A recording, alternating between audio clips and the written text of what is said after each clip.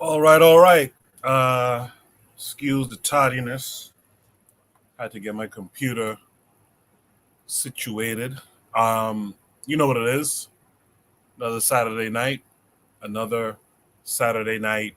Shoot the breeze. If you are hearing my voice in the chat on the internet, please drop a one in the chat so I'm assured that I'm being heard. It seems like I'm coming through, but you guys let me know for sure.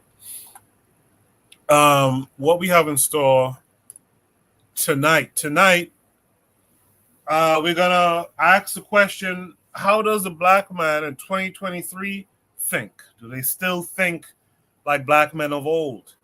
We're gonna talk about Black equals African unity, right?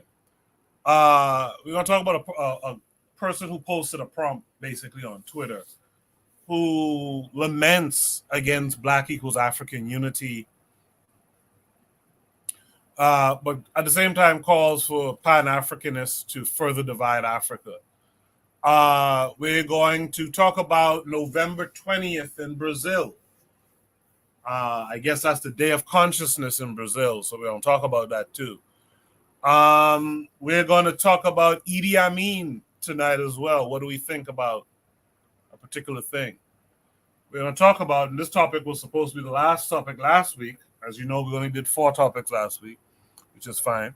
The Jewish community sends love to the Black American community. Now, this topic, like I said, was for last week. We didn't get to it. But it's interesting because we got this white woman, Juliana Margulies, I think is her name, who was finger wagging and down talking Black people. I really wish that we as a collective would step up and tell these white folks to shut the fuck up and leave us out of their shit, right? And all this finger wagging stuff. But anyway, those are the topics we have tonight. No one dropped a one, so I'm going to assume, based on the response of my logo on the screen, I'm going to assume that my voice is coming through. In any event, what I'm going to do now is I'm going to start the show officially. And on the other side, I'll drop Shoot the Breeze topic number 1. So you guys do stay tuned.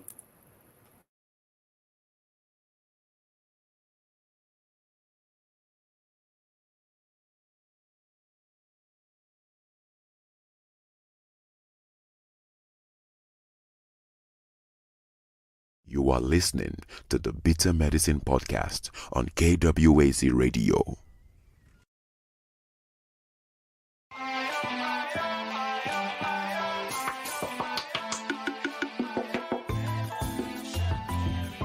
Welcome to the Bitter Medicine Podcast, where it's all about Black empowerment. Our show focuses on Black news and entertainment, arts, science, economics, history, people, and strategies that uplift, empower, and motivate Africans within the diaspora. And now your host, whose favorite color is black, Goku.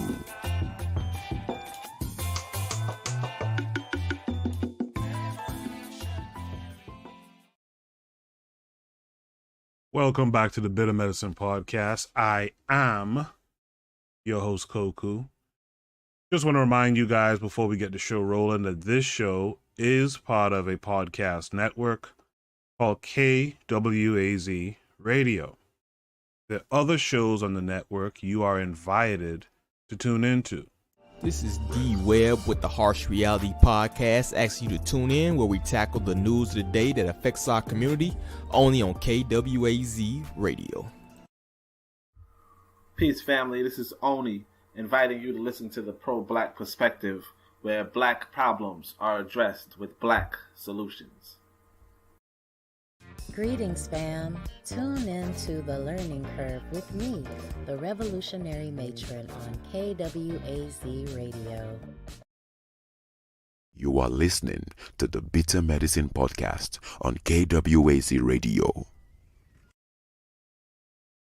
make sure you guys are also tuned into Brother Bakari. He was on earlier today. Forecast is on a couple times during the week, so make sure to tune into him for the Forecast Radio. And also tune into Cassandra Cheek or / Realm in the Bush. She's on, I want to say usually Sundays, but I think sometimes Saturday nights she's on as well. So I want to make sure you guys also check out those folks as well. Shout out to Afro Native World for the super sticker. Much appreciated. By the way, Afro Native World, I've been meaning to bring that prompt from Blueprint for Black Power, but I can't find my PDF version so I could put the excerpt up. If it's possible, if you can, for me, just take a snapshot of the excerpt, post it on the Discord. This way I can bring the topic fully up on to next week's Shoot the Breeze. Without further ado, I want to introduce the panelists so far tonight. I also want to say thank you, Afro Native World. Also want to say good evening to Daily Affirmations by Pauline, to Athrazer, who's out there as well, and as I mentioned, Afro Native World. Thank you guys for tuning in. Let me welcome in those who have joined me on the panel so far tonight. Black Steel, how are you this week? Hey, Coco, how everybody doing? I'm doing okay. I'm doing all right. Just counting down the days. You know, this year has moved by very quickly. It's hard to believe it's almost a new year, but I'm doing well. How are you doing, Coco? I'm fine, thanks. Yeah, I'm like you. I had to pause yesterday and be like, wait, it's December 1st? Like it's, you know, this year really progressed through fast. I would say that. But thanks for coming through, Black Steel. Let's welcome in our boy Buana this week. Buana, how are you? Koku, can you hear me? Yes, sir. Oh, good night, brothers. I'm good, man, Koku. I'm good. What's up, Black Steel? What's up, Oni? Thanks for coming through. Buana, let's welcome in the aforementioned Oni, Pro-Black Perspective. How are you this week? I'm cool. Peace. Peace to the family. Your volume is kind of low. It sounds like you're in the next room a little bit. Hopefully we can fix that in the meantime. Okay, sorry. This better? Is this better? Yeah, it's mostly better. Yes. Thanks for coming through this week. How are you? Oh, okay. I'm cool. Peace to the family. All right. Thanks for coming through. Like I said, without further ado, because I did start a little bit late. Let's get to Shoot the Breeze topic number 1 tonight. Shoot the Breeze topic number 1 tonight says, does the black man in 2023 still think like this? This came with a link that takes us to YouTube. 5-minute video. We'll watch it and then we'll discuss it. The only thing black people value, really, because we've been trained, is what? Impressing other black people. That's as far collectively as our thoughts go. Truth be told, that's a painful truth. But we got to make a priority, replace the system of white supremacy with justice. That has to be the priority. We got to get out of what we call that whole thing about black culture, because black culture is about one thing. If we tell the truth, look at it. Just don't believe what I'm saying. Just look at what we actually do. Once we get just a few steps ahead, just like little children playing with toys in Toyland, we run around trying to impress each other. That's like slaves rattling their chains at the bottom of the ship, saying, my chains are shinier than yours, telling the other slave that. And sometimes get into a bragging thing that leads to an argument. And there they are banging each other over the head with their chains. And we are still in that state of mind in 2016, worldwide, truth be told. We don't have any ambition that goes beyond one black person trying to impress another black person any way that we can, including just going in and shooting up the place. That makes an impression. I killed him. I killed a whole bunch of black guys over there in the bar tonight, and I got away. Ha, ha, ha. Hooray for me. Now I got a reputation around the hood. That's as far as our minds go. And in business, the same thing. In every area of activity. You don't know nothing. I know everything. How many times do you hear that in a black barber shop? Oh man, you don't know nothing. I've been to New York. I've been to Paris. You don't know what I know. One Negro showing off to another Negro. Black people making a priority for their entire lives of showing off their shiny chains that were put on them by the white supremacists to other black people and calling it life. That's what my life is all about. I was able to impress a few of my so-called friends and a few people who didn't know me, who got to know me now, and they are all black, and they are impressed with my so-called progress, and hooray for me. I have arrived in heaven on earth. Truth be told, that is as far as our ambition goes. And the white supremacists look at this little childish stuff and say, Negroes forever. I got them right where I want them. Because our ambition is to conquer the entire universe, if we can, and everything in it. And if there are 50,000 universes out there, we're going to conquer them too. Even if there's nobody on those planets, we'll just call them ours anyway. Why? Because we are super people. We don't have shallow minds. We don't have shallow goals.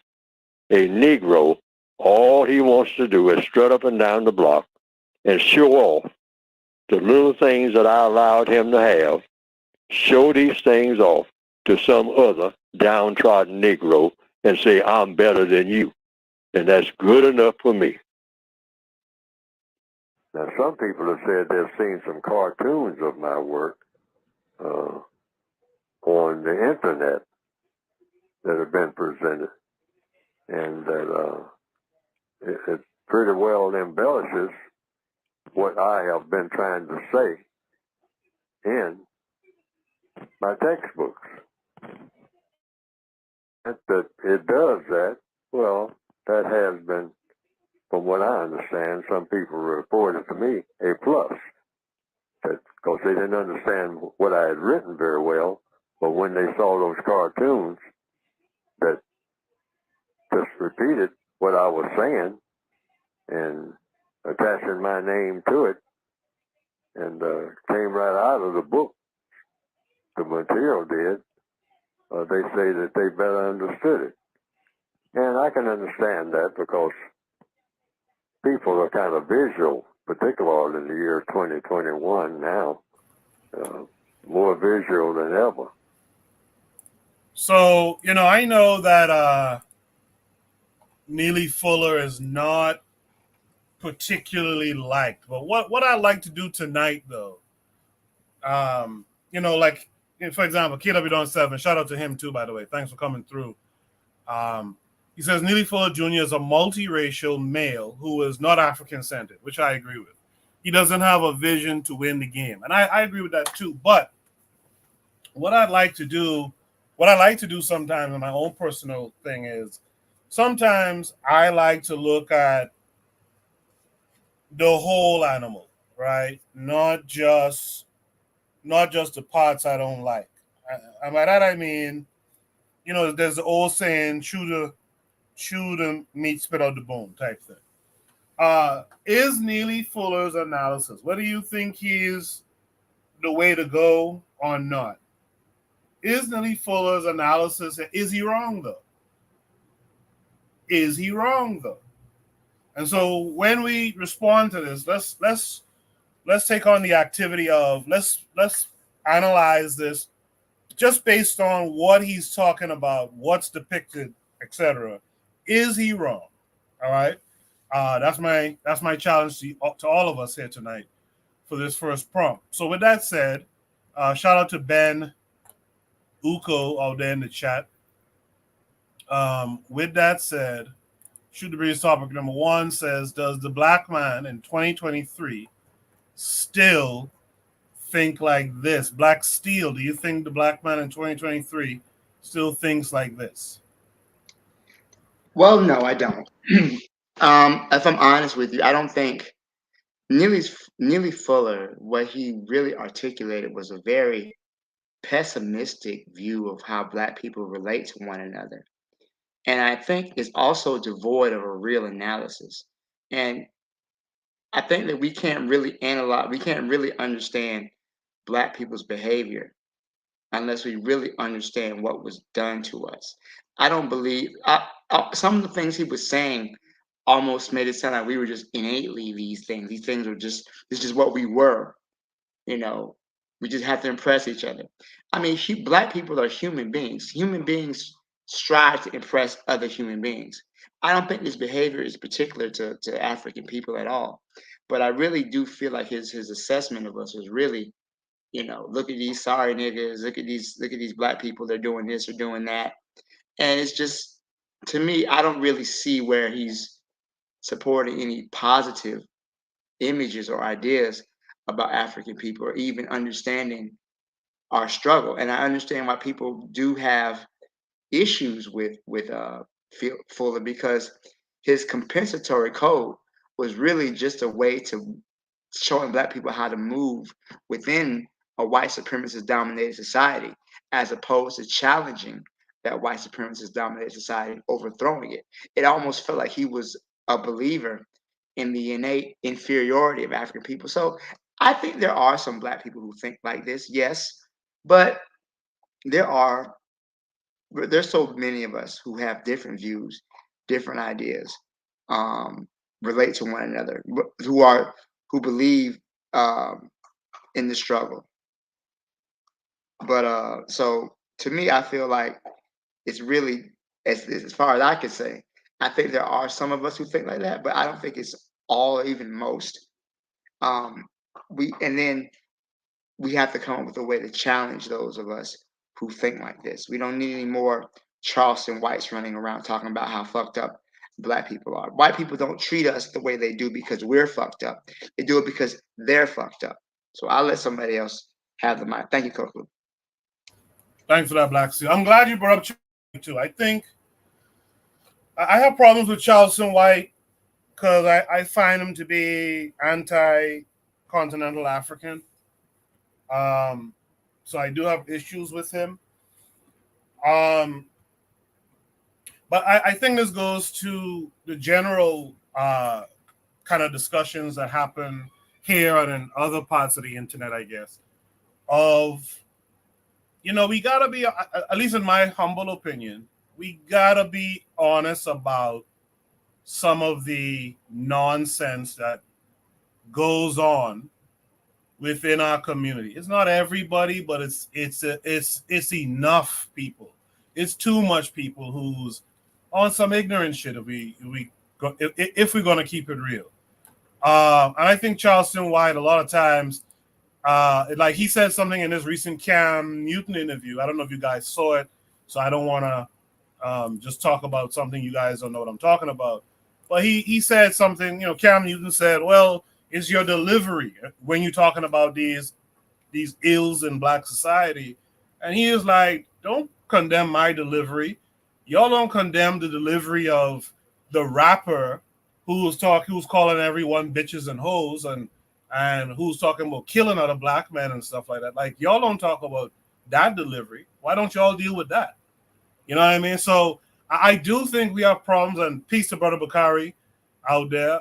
Peace to Erzuliism and Sister Raw. I do think it's healthy to talk about the things that ill our society. I also think it's healthy and healthier, perhaps, to talk about how we're going to get out of this situation. So that's kind of where I stand with that Black Steel. But let me hear what Oni has to say. Oni, what say you? Oh yes, nearly foolish. Was he right about black man in 22? But my thing is this: what's the wrong with trying to impress other black people? Like, I don't like, I don't get it. No, White no, folk. no, no, no. Hold on, Oni. I'm sorry to interrupt you, but I saw Trigger Happy say that, and shout out to Trigger Happy. He said that in the chat too. We should. He said something along the lines of, "We should want to impress each other," but it's impress each other with what though, and impress each other how, right? Why don't we impress each other with positive works and coming up with solutions to this fucked up situation we in? Why are we impressing each other with how much women we could pull and trinkets and shit like that? So I think that's important to kind of point that out. But go ahead on it. Well, yeah, I mean, but like even when you say that, right? Like we have to also think of like if you were in that experience.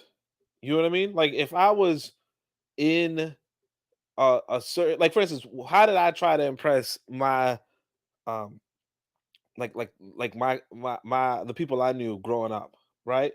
So I, for what it's worth, grew up in the school.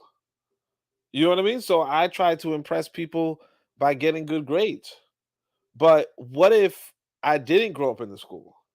Would I still try to impress people by getting good grades? You know what I mean? And it falls back to you know human beings are well, I say we're animals, but we're animals that are in these environments, and of course, you can appreciate as a biologist, but you say to yourself, what if there aren't good schools? What if the schools are distant? What if there are unfortunately gangs in these areas? What do you expect? Like I understand the idea that, hey, you know what, as a black person, you should just to keep your distance. You should just keep your distance from everybody and anybody negative. But like realistically, that's not like I don't see it. I used to do there's this area in I think Brownsville. Yeah, in Brownsville, I used to go down there to do some organizing and stuff. And so we would put in petitions for an event and like yeah, there were kids standing outside watching our every move, reporting it to the older people in the community, right? And they're watching our move. They're kind of participating without participating in the drug trafficking going on, right?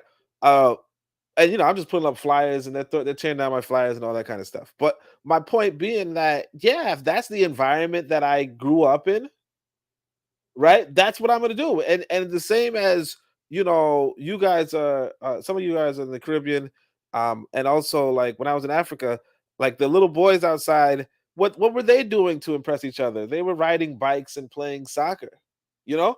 But do we have soccer? Are we playing? And I know that in the Caribbean you guys play football, that kind of stuff. So it's like, are you what institutions are we giving these young folk for us because sorry, what I mean is that everybody is trying to impress the other person, but you have to look at them in the context that they exist in. If the context is you have no schools or your schools suck, there's a lot of violence going around, the police are a constant presence that's bringing drugs in, that kind of stuff. I get the idea, hey, you know what, everybody should just automatically work fight against this, instinctively, just fight against the system blindly, instinctively. But it's not realistic. you know I could say, like I said, I could look back and say, oh yeah, I tried to get good grades because I was in the school, like that was my whole social existence. I had no social existence uh on my way to school. My neighbors were a bunch of, like my neighbors never interacted with me, never engaged with me. So I had none of that. You know what I mean? But that's not the same circumstance that a lot of these young people that we're talking about are in. So yeah, you could criticize them and say, well, why is it that you're engaging your neighbors who are engaging you? But that's what everybody does. And I could say, I mean, I know I said I never had any engagement, but like even I played with the like once upon a time we did play with the neighbors and so on and so forth, or we did try to find friends in the local area. Everybody tries to do that. It's just unfortunate when your area is not safe, and a part of the reason why it's not safe is because it's a damn police state, and the police are not trying to make you safe. You know, and I'm not saying that the blame isn't on black people. You know, I'm not going full black steel, right? But what I'm saying is that yeah, we as a people, like it's easy, like it doesn't make sense to, I mean, if you're not involved in that area, like if you're not organizing on that land, and if you have no solution for them, then you can't just step back and criticize them, because there's no realistic there's no realistic reason why it should be that much better. You know, it's not gonna be that everybody in a dangerous ass area where people are like this lady was like, I tell you guys the story sometimes. This lady was she wanted to go back to the shelter because she felt like the housing situation was unsafe, because the apartment next door had people coming out shooting at the apartment, shooting at the other apartment or something like that. So like two apartments were fighting, like warring factions, and they're just fighting because they live in different apartments. That kind of bullshit. Like if you're not going to fix that situation, and very unlikely that you can, right? But if you're not going to fix that situation, then it's like, as long as they're not shooting each other, like it's a win, you know. And you got to just turn your eye to where you can solve problems. But like this whole, well, I'm going to look at this one situation, these two areas, these two districts, and say this is how all black people do it. That's not true. But again, as far as I'm concerned, it's perfectly normal to be in a situation and then try to flex with your own people, and that's a good thing. I mean, it's just bad with being in that area, but again, if you didn't make the area, and if you don't try to fix the area, what do you want us to do? Yeah, but who? See, this is the issue. This is my issue. I'll be. You know what? This is the moment for me to kind of throw up my hands and tell you guys something. I'll be honest with you. This situation that we're in, and the fact that we can't really come to any kind of consensus, it seems, when we have these types of conversations, it giving up and just focusing on my own shit. Wait, Because listen. How are things gonna get better if you just chalk it up to it is what it is? Like at some point, there's the things that we cannot control, but there's the things that we can control. Gunning down a dude, right? For shits and giggles, oftentimes is gunning down a dude for shits and giggles. It really is not the way, man. You know, young women running around thoughting it up skeezers, that's really not the way, man. And what I hear a lot of times in the conscious space, in fact, I hear that right here on Shoot the Breeze a lot of times, is like, just bury your head in the dirt, ignore the ills around, and somehow, this minority of conscious people in this community will fix this situation. We'll get it together and we'll fix it. How? It doesn't make sense. So while I'm not the biggest Neely Fuller fan, because like KW Don 7 others said, this dude is not African centered. He doesn't talk about Africa. He's not African centered. He is really on some, move this way. And in some ways, I even don't disagree with him on that. Move this way. You're in a police state. You're not in your own nations. This is what it is. move a certain way so you could survive the day, etc.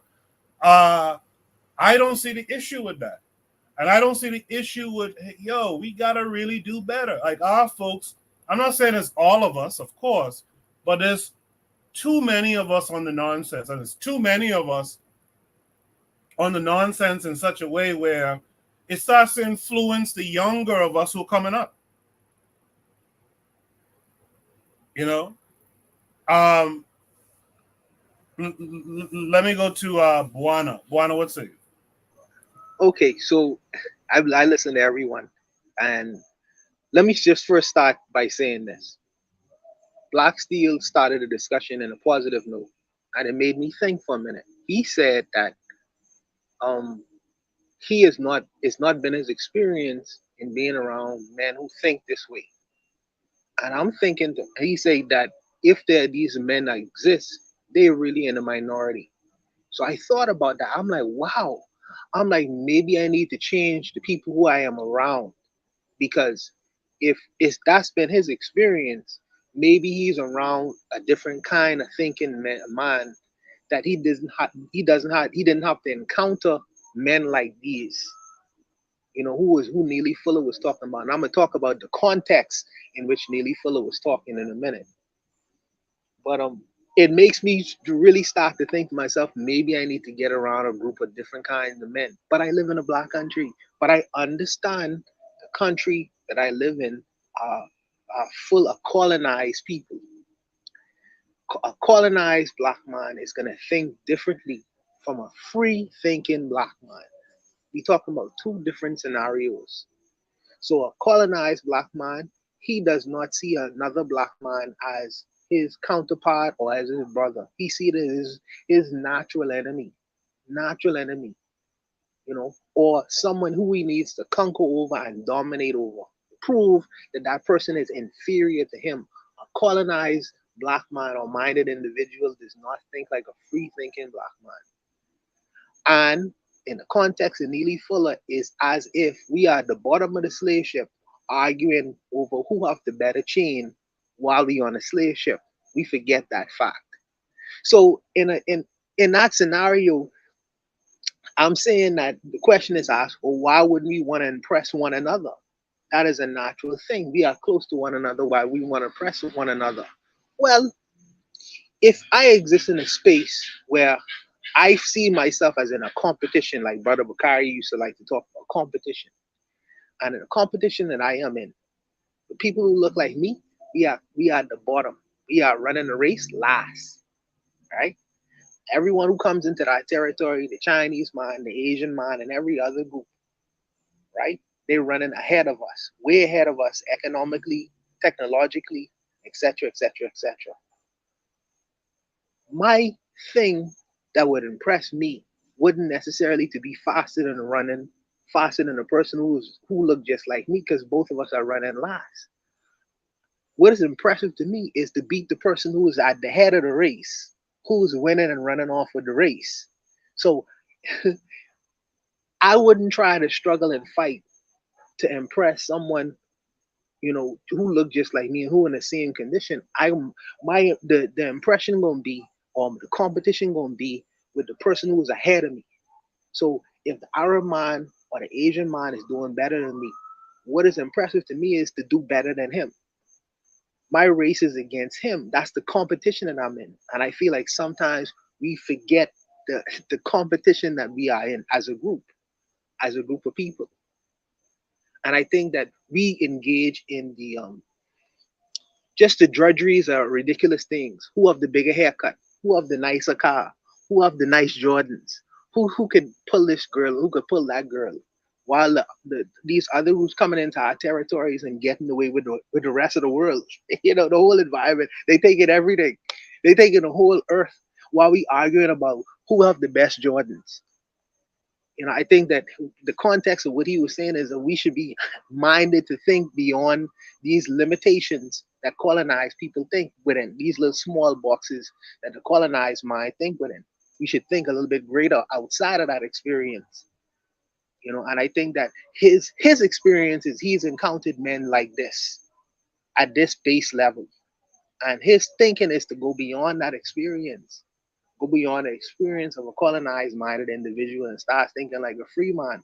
A free man see every he gonna see the environment for what it is, and he gonna try to prevail over that environment and prevail over the competitors within that environment. Not necessarily people who just look like him, but other groups of people who are dominating in his environment, who doing better than he is. And I think that this is important. I think that this is important within the discussion itself. And it's not to ignore it, because I don't want to be dismissive of brothers them experience. If that's what the brothers them experience, that's a great thing. Because I would want to climb up to that and encounter these kinds of individuals. But it has not necessarily been my experience, Koku, nor yours, nor some of the other brothers. And maybe we need to change the company of people that we in. Who knows? But I think that our competition really is the people who are doing better than us. I give a damn if I can impress a man who could do the same thing I could do. No, let me see if I can buy a $500 million. My competitor is Elon Musk. People will listen to that and laugh. You know what I mean? That's who my competitor is. I'm trying to outdo him. But needless to say, man, I'll stop there and let the brothers go. Appreciate that, Buana. Let's welcome in Ben Uko this week. Ben, how are you? I'm doing very good. How you doing? Very good, very good. Ben, you heard everything everyone had to say. What say you to everything? Yeah, I think what we have to. You go on 1 second. Let me turn something. Let me pause them. Ben ain't easy. Ben, No, I'm here. I need to turn something down. So we're good. We're good. So let's break this down in the terms. First of all, let's understand Charleston White. That dude is very suspect. People gotta understand. These guys, these stars are like. These are people. These are social media stars. They're not real stars because they're not in the streets. So like Charleston White, he's not in the streets, so he's not real. He might be on shows that we have to talk about him, but these are not real life situation street guys. These are social media mouthpieces. Let's get that first point out of the way. Second point is, does a black man still think like this? Yes and no. You gotta know the right crowd, the right group of people, the right crowd and stuff. So like so if you're gonna focus on the dusty crowd, yeah. If you're gonna think about productive men and women, single or married, black people, no, that's not all black people on that. So people should be really more realistic with that. But again, it's like it's just like let's look at the case that everyone was talking about this week. My competitor is the NBA. I want to see us win. I want to see us win. They saw what they did with the Josh Giddey situation, where they covered it up. They covered up the evidence, and some of the black men complain. Well, rightly so. We have a right to complain. But I want to see the next step. How do I beat my competitor, which is the NBA? I want to see systems that built into bettering us as a black man. I don't want to integrate it. I want to empower myself and find a way to win. And that's the goal of it. And I yield the mic. Appreciate that, Ben. Thanks for coming through. Hang around with us for a bit. Let's welcome in our brother who was on earlier this evening, Brother Bakari. How are you this week? I'm great, man. Can y'all hear me? You're very low. Yeah, what's up, Bakari? What's going on, everybody? What's going on in the chat? Now, I did not hear the video. I don't listen to. I really don't listen to Neely Fuller. He really has nothing to offer me. The stuff like when I heard Bawana say something about Black Steel, saying about he was never around people like that.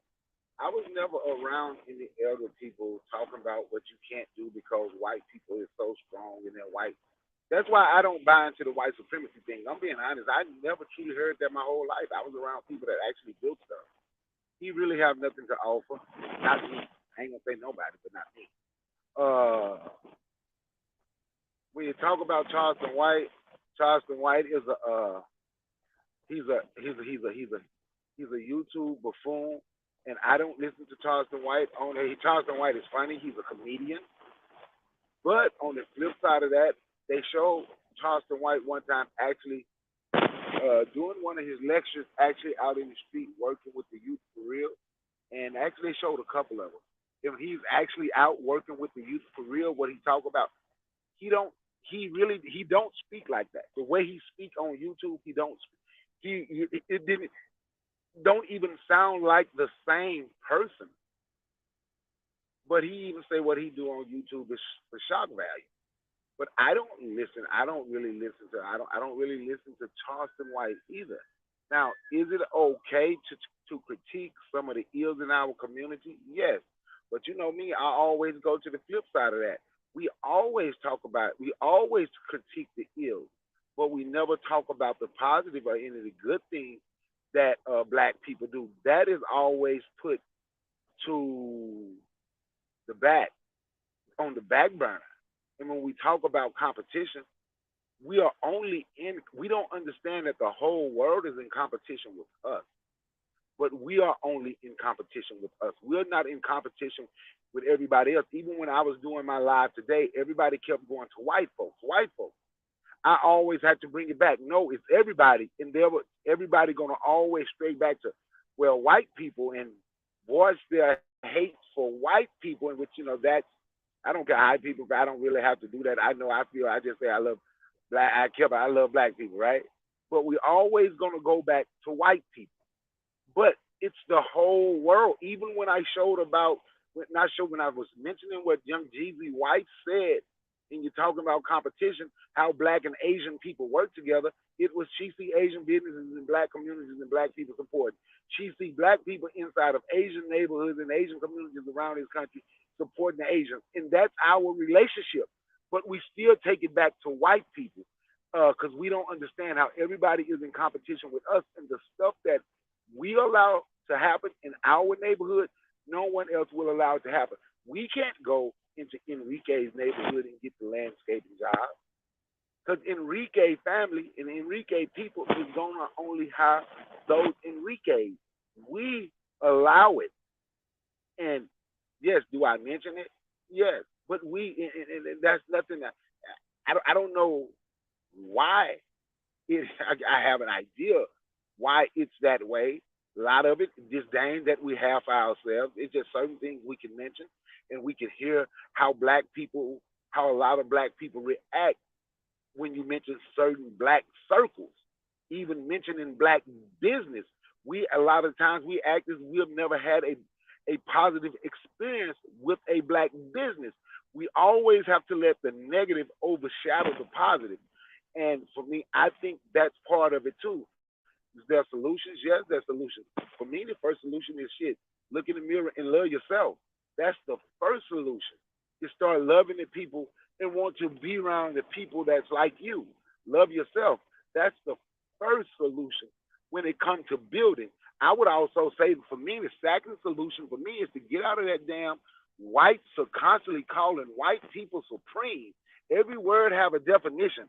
Everything have a definition.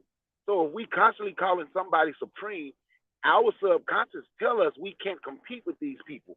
So constantly calling them supreme, we stay stagnant, because when we mention, that's part of the reason why when we meant everything is going to return and make everything our fault, because we have the superior people walking around on earth. And if we say, well, what about the white supremacists? Who gives a shit? What about black power? Do we understand what black power is? Do we understand that? Why aren't we working toward that? Why aren't we trying to unify under that banner and create real black power? Now, for me, that's just a couple of solutions. Like I said, I didn't hear the video. I'm just piggybacking off of some of the things that I heard some people say. On that, I hear the mic.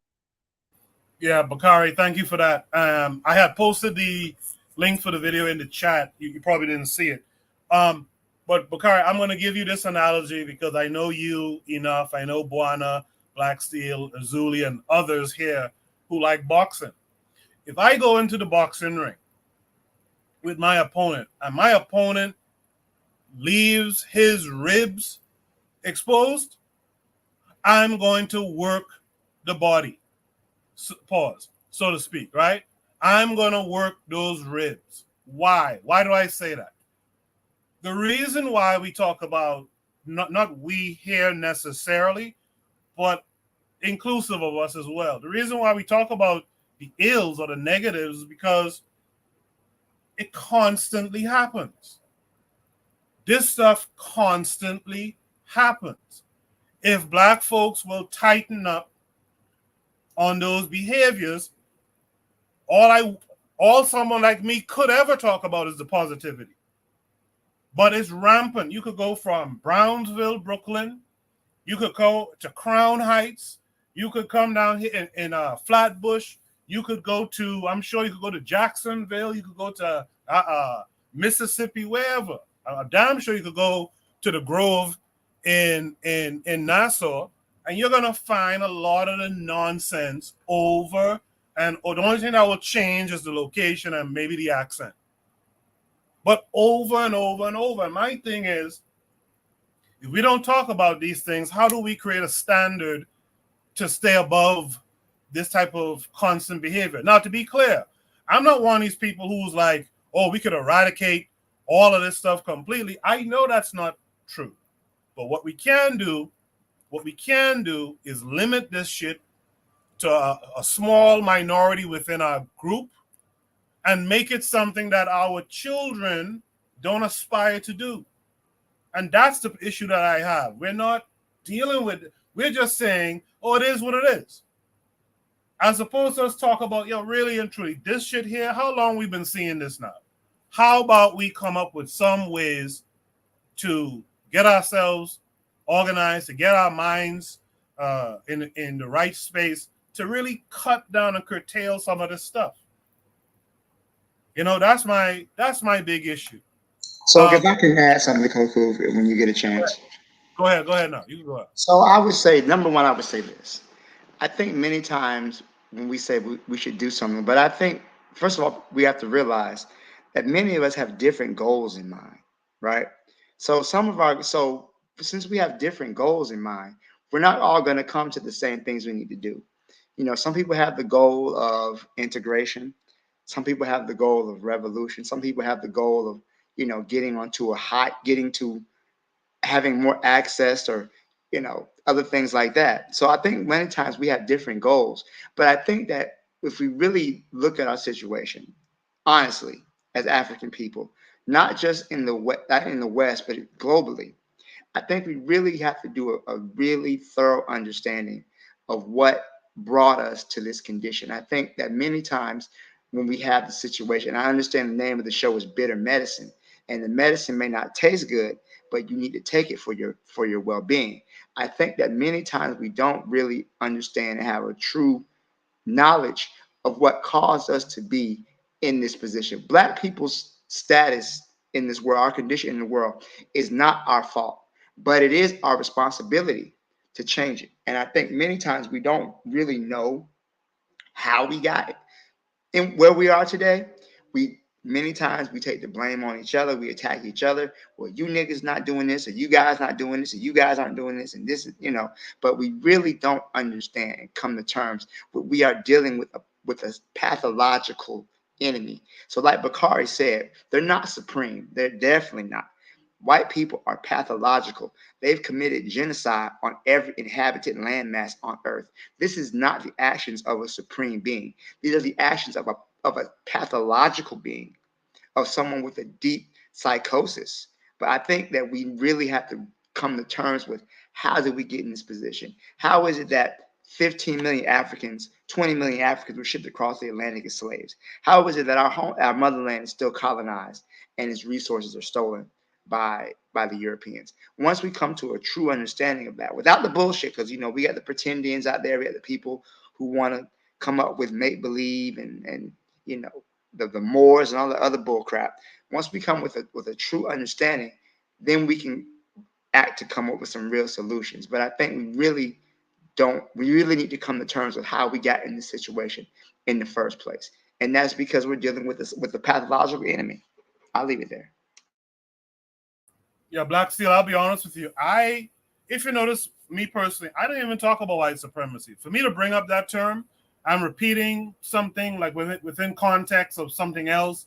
I'm reading a paper or a book or something, but I don't even talk about, because the idea that these people are supreme to me is just ridiculous. Just absolutely ridiculous. I know some of our people subscribe to that, but for me personally, absolutely ridiculous. It doesn't even register to me, right? I know that we do a lot of positive things in the community, and Bakari is right. We should try to talk about those things a bit more. But the way I look at it personally, if people are doing good things, let them keep doing the good things. I applaud you. I encourage you. It's the people who are doing the things that are anti to those good things. I think it was it Oni who had said it? Someone had said one time that they knew of a guy who, no, I think it might have been something I was talking about. A guy bought computers to put into a little recreation type center thing. Motherfuckers stole the computers after the first night. This is the problem I'm talking about. You know how hard those resources are to come by to buy a half dozen or a dozen computers to try help, kids around the way work on their computer literacy, work on their homework, this, that, and the other, improve upon themselves. And motherfuckers just come through, break in, and steal all of it. This is the kind of shit I cannot stand. And me personally, just me personally, I cannot sit up talking about it is what it is. Does anyone else want to add any last thoughts? Can I say something? Yes, sir. Okay, to piggyback on what you just said, that reminded me of the church, F. King Flower, right? Bawana know who he is. I don't know if y'all can check him out. But anyway, they have a community guard, and they give out groceries to the whole community 3 days a week from this church. They can get what they want from the community garden, then they can go in there. They have a food pantry, which they give groceries to everybody in the community. Somebody waited for their food truck to come one day, and yes, I did talk about this, and it pissed me off. Somebody waited for their food truck to come. They put it in. They went in and stole everything out of the food pantry. And when I'm saying in the community, they probably feeding about 4 blocks of people. They can come and get groceries 3 days a week. Their community garden is for 3-4 blocks of people. Somebody can, and you're right. It does piss you off. It absolutely pisses me off. When you see somebody like you just said, those resources are hard to come by. Some people can afford to even go get groceries. It didn't make a difference. They never asked. This is what we have. They have chicken, they have bread, they have cereal, they have eggs, stuff like that. So people can come through and they can get. You understand what I'm saying? Absolutely. I understand exactly what you're saying about when they stole those computers. Some people came in and stole those groceries, and those resources are hard to come by. But like Carl said, it's not our fault that we're in this position, but it's our responsibility to fix us. And I'm going to say it like this: when I say pound the pavement, I think sometimes that's what we're going to have to do. I'm not just saying we're going to go out there and we're going to change everybody. Sometimes I think that's what we have to do. We have to get out there and talk to some of our people, especially some of our younger people. I don't think they're as bad as people think. Bakari, your volume is real low and muffled at this point. But go ahead. Try finish. Okay, go ahead. Well, I'm gonna come back. I'm gonna go off and come back on. Well, it's better now. So finish your point now. No, I was saying I think that's when I say we need to get in the streets sometime. Not that we're gonna just go out there and change everybody and we have to deal with the youth, but I think that's part of it is getting in the street, pounding the pavement, talking to some of our people. We shouldn't be afraid to go in our community when those white Mormons will get on a bicycle and ride around and knock everybody down though. On that, look, I'm eating, so I ain't gonna talk for a minute. Probably gonna go off because I ain't ate dinner and I'm eating now, so I'm gonna be listening. All right, do your thing. Thanks for coming through. But I plan to come back after I finish, though. All right, thank you. Does anyone else want to offer any last thoughts on this? Yeah. So what I was saying was, did I cut you off before? I'm sorry. Go ahead. No, you didn't cut me off. Well, actually, I think you did, but that was a minute ago. No, you didn't cut me off. But yeah, but that's the thing. So we have to be honest with ourselves, you know? And so Nearly Fuller Jr., say what you will. This guy is like, white people are this, they're that, they're so good, they're this, blah, blah, blah. Not they're so good, but they're so powerful, blah, blah, blah. He's wrong about the world, but he's right about America. And I think that we have to come to terms with that. You're going to, if you do not manage the security of your own country, oh, sorry, if you don't manage the security of your space, forget it. You missed out on the fundamentals. That's why I personally, because like I one time when I a long time ago I was an optimist, you know, and I met this dude who's a pessimist, and he's like, you'll see one day, and I'm like, nah, I'll never be pessimistic, right? But like, yeah, you know, I'm not necessarily pessimistic, but what I could say is that you don't see that, you know, this shit in Africa. Okay, I don't want to say Africa. I didn't see this where I was in Tanzania. Okay, maybe you'll find this somewhere in Africa, sure, but I did not find this where I was in Tanzania, and that's what it really comes to. Like, you have to take into account humans are animals, and there's an ecological factor. If you do not get the ecological factor here is that you're in somebody else's nation, and whatever they want goes, and this is what they want. Because when we start talking about solutions, a lot of people are sitting in prisons because of solutions. Okay? And none of us are visiting them. You understand? So you know, I could tell you about this one sister. In fact, she used to date Khalid Muhammad, apparently. But I can tell you about this one sister who yeah, she was trying to teach, like, she was just teaching these black kids self-respect. You know, basically she was their English teacher or something like that. She used to do plays with them. Then all of a sudden I guess she didn't show up one day to school. She just somebody who was like a substitute for her, right? So the substitute was like, here's a play that I want you to act. You know, here I want this boy to act some stupid, act like a monkey or some shit. I don't know, basically. And the boy was like, no, I'm not gonna do that. I'm not gonna act like that. I'm a dignified, self-respecting African. You know what I'm saying? Something like that, right? They fired ass. The school fired ass. Why? I don't know, but they fired her. So the point is, and that's just constant. You know, when we talk about Alton Maddox Jr., right? We're talking about a guy who they took away his law license. Why did they take away his law license? Because when they told him to break away from attorney-client privilege, right? So basically, attorney can't say what their client says in confidence, right? When they told him to do away with that, he refused, so they took away his license illegally. You're in somebody else's country, and somebody else is making sure not just that the lights are turned on, but somebody else is making sure that somebody's not shooting you on the streets, on the sidewalk. Somebody else is making sure of that. And the thing is this: if somebody else is making sure that somebody don't shoot Oni on the streets, right? If that somebody don't like Oni's getting shot. It's as simple as that. Now, when I go to Africa or when I go to Tanzania, we are looking out, like we're looking out for ourselves. We're looking out for each other. When I come here, the case that we all have to remember is Fannie Lou Hamer. Fannie Lou Hamer is trying to get voting rights for people in I can't remember, Mississippi, maybe, I don't know, or Louisiana, one of the two, I don't know, right? She's trying to get some voting rights for our people. They arrest her, okay? And it's not enough that they arrest her. Okay, they arrest her, big deal. They arrest her and they put 2 black men in the cell with her.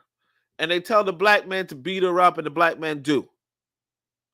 Now, you got to understand how much is going on, how many layers there are. First off, she's getting arrested for trying to get voting rights, right? Which doesn't make any sense. But okay, fine. But second part is this. They arrest her, they put them in prison, and then they put men in a prison cell with women. That's not even something they should be doing, right? Not only that, but they somehow put her in a prison cell with two men, and these two men, and they urge these two men to beat up on a woman, and they do. The fact that they have that kind of influence, that kind of control over the well-being of you and yours, it's not like, why are you, what like you're if you're being pessimistic here, or people are being pessimistic here, I encourage that. We should there's such a thing as the high ground or the low ground or whatever. There's such a thing as fighting hard or fighting smart or fighting whatever. There's such a thing as where the battle's taking place.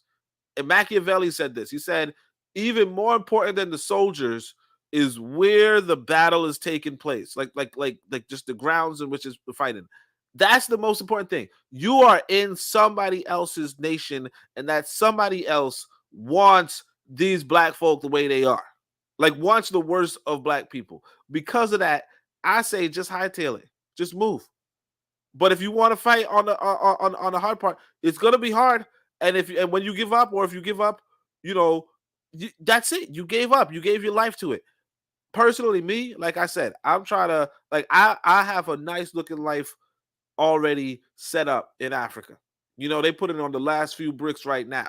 And that's what I encourage for all of our people. And just go and get yours.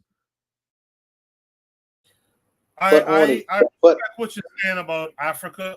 I'm sorry, Bonner, real quick, because I'm actually going to throw it to you right now with something I'm about to say. Where Oni's people is from is the Caribbean, Jamaica.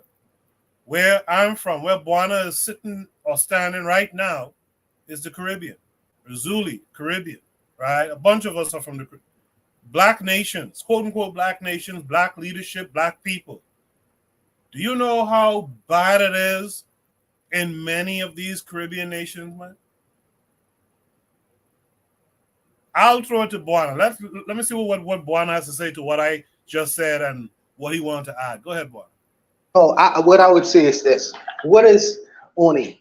You are a man with a certain amount of means, right? And sitting in America right now. You have the ability to do that. But what do you say to the people who financially may not have the capability to, or even the wherewithal to leave the United States of America and set up tent in an African nation? That's one. Two, the other problem is how we define African nation or even a black nation, because the territories that you sending them to, Tanzania, I think, was conquered by the British. So they still have British isms and schisms that still exist within the continent itself in African countries. So even if you escape from out of the United States, and I understand what you're saying, because you have a distance, you have some measured distance away from interacting with your competitors on a daily basis. But even in the African context, you still have black men who look just like me and you, who think like the men who just left. They have the mindset, many of them have the mindset of the men who just left in America. So what do you say in regards to that situation? Because even though you may leave one particular situation for greener pastures in Africa, I can say the Caribbean, in Africa, you may still find that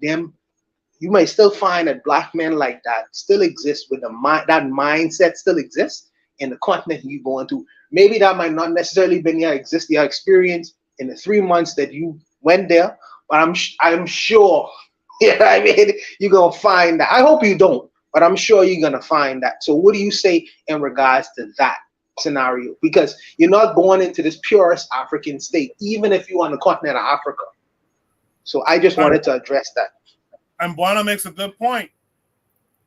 You're not going to Africa as the, how do I put this? As the, the regular, schmegular, degular African dude. You go in there with some affluence. You came from the States, you have whatever you have, and you're able to go there and kind of distance yourself from, from this stuff that we're talking about here with Neely Fuller. Like, we have to be honest about that, but only take it away. Yeah. Well, so I mean, just to clarify, my means, like, I'm broke in the States. You know what I'm saying? Like I don't have you know, I definitely don't got money like the rest of y'all. So I'm broke in the States. The thing is, but that said, yeah, life life is about, you know, you could choose to navigate how you want. And the reality is this. As far as you know, oh, you know, what if there's somebody with a mindset of like a dangerous mindset? I don't give a shit if a brother got a dangerous mindset if he don't have a gun. You know what I'm saying? I don't give a shit.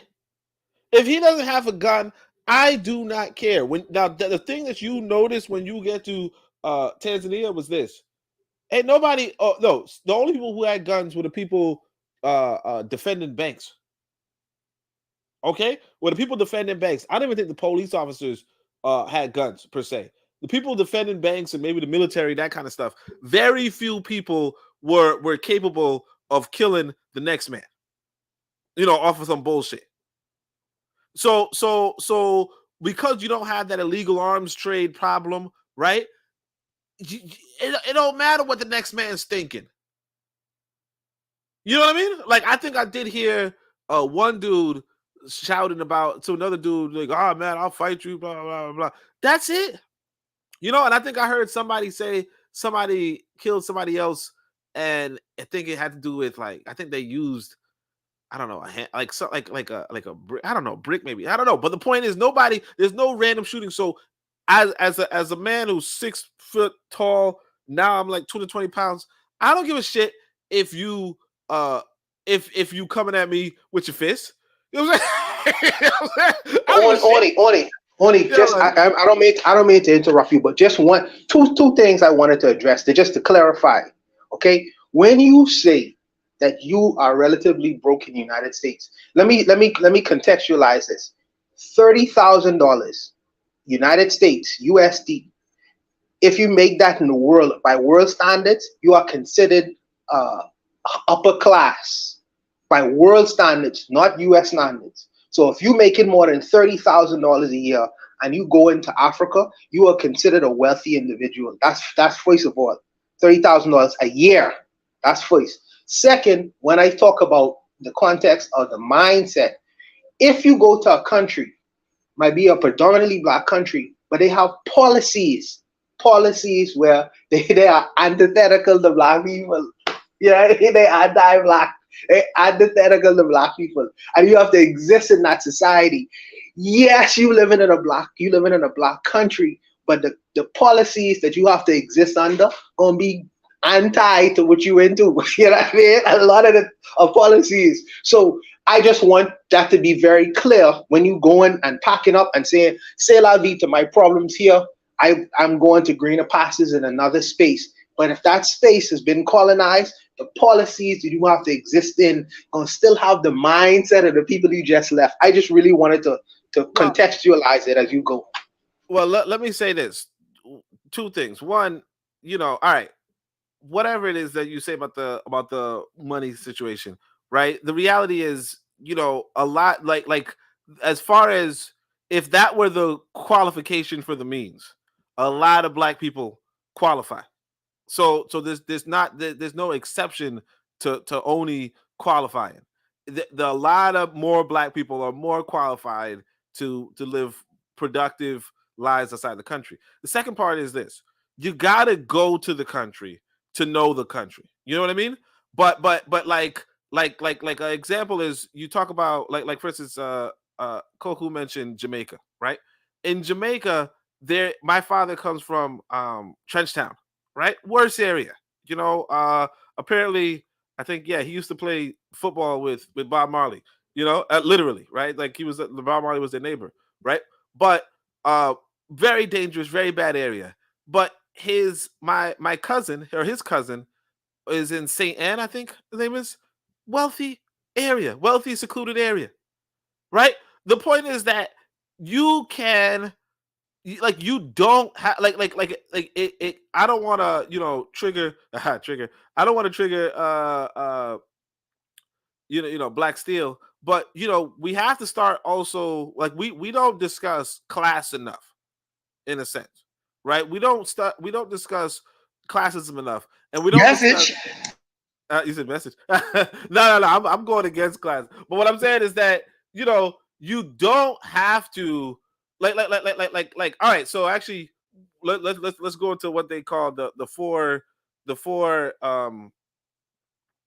classes like in traditional Marxian sense, right?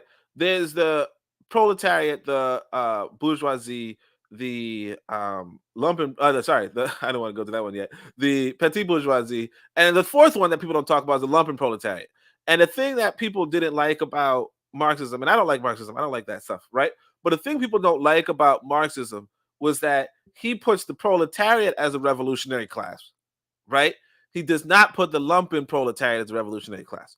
The lumpen proletariat are the unemployed, the criminal, the prostitutes, and so on and so forth, right? They recognized, or this ideology recognized, if you're really trying to get a revolution popping, you focus on.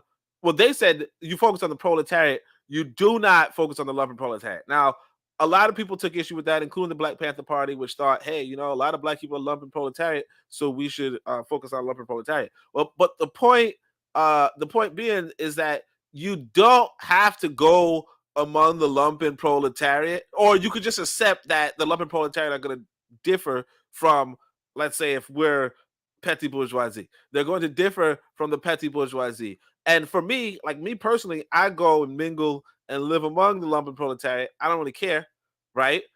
Personally, on a personal level, and that's how I could afford, to live in Africa, because I can afford to live around, a bunch of broke people. But I'm not going to hold broke people to the same standard I'd hold the bourgeoisie, the petty bourgeoisie, right? And that's just reality. You know what I mean? But like, yes, if I like I said, my cousin lives in St. Anne. That's a more well-to-do area. And then my father comes from Trenchtown, which was not a well-to-do area, right? That said, you can carve a life in Trenchtown if you wanted to, but you can also have a really safe life in Jamaica if you just navigate yourself around the St. Anne area. And that's just how life is. And the trouble is that a lot of black people, if we're really being honest, a lot of black people do not move. They do not migrate. They do not explore their areas. They do not explore their options. And when you don't move around, when you don't so on and so forth, you are at the mercy of that environment. And sometimes you're in a bad environment. But we as black people who have the freedom of movement, we do not have to go into the bad area. You can go to a poor area or lumpen proletariat area, whatever. You can go to a poor area and be perfectly safe around them. And that's the thing about when you talk about Africa, like Tanzania is actually I don't know, 10 times the size of the entire Caribbean.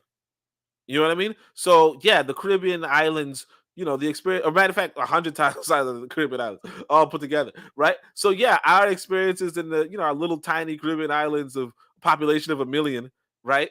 Won't necessarily translate for this large, vast landmass where you could really isolate yourself, or you could really be in a certain area that's completely divorced from anything and everything. Like where I lived was just a really, like, it was cheap, like $120 a month, but it was a really good area, rooftop, this, that, so on and so forth.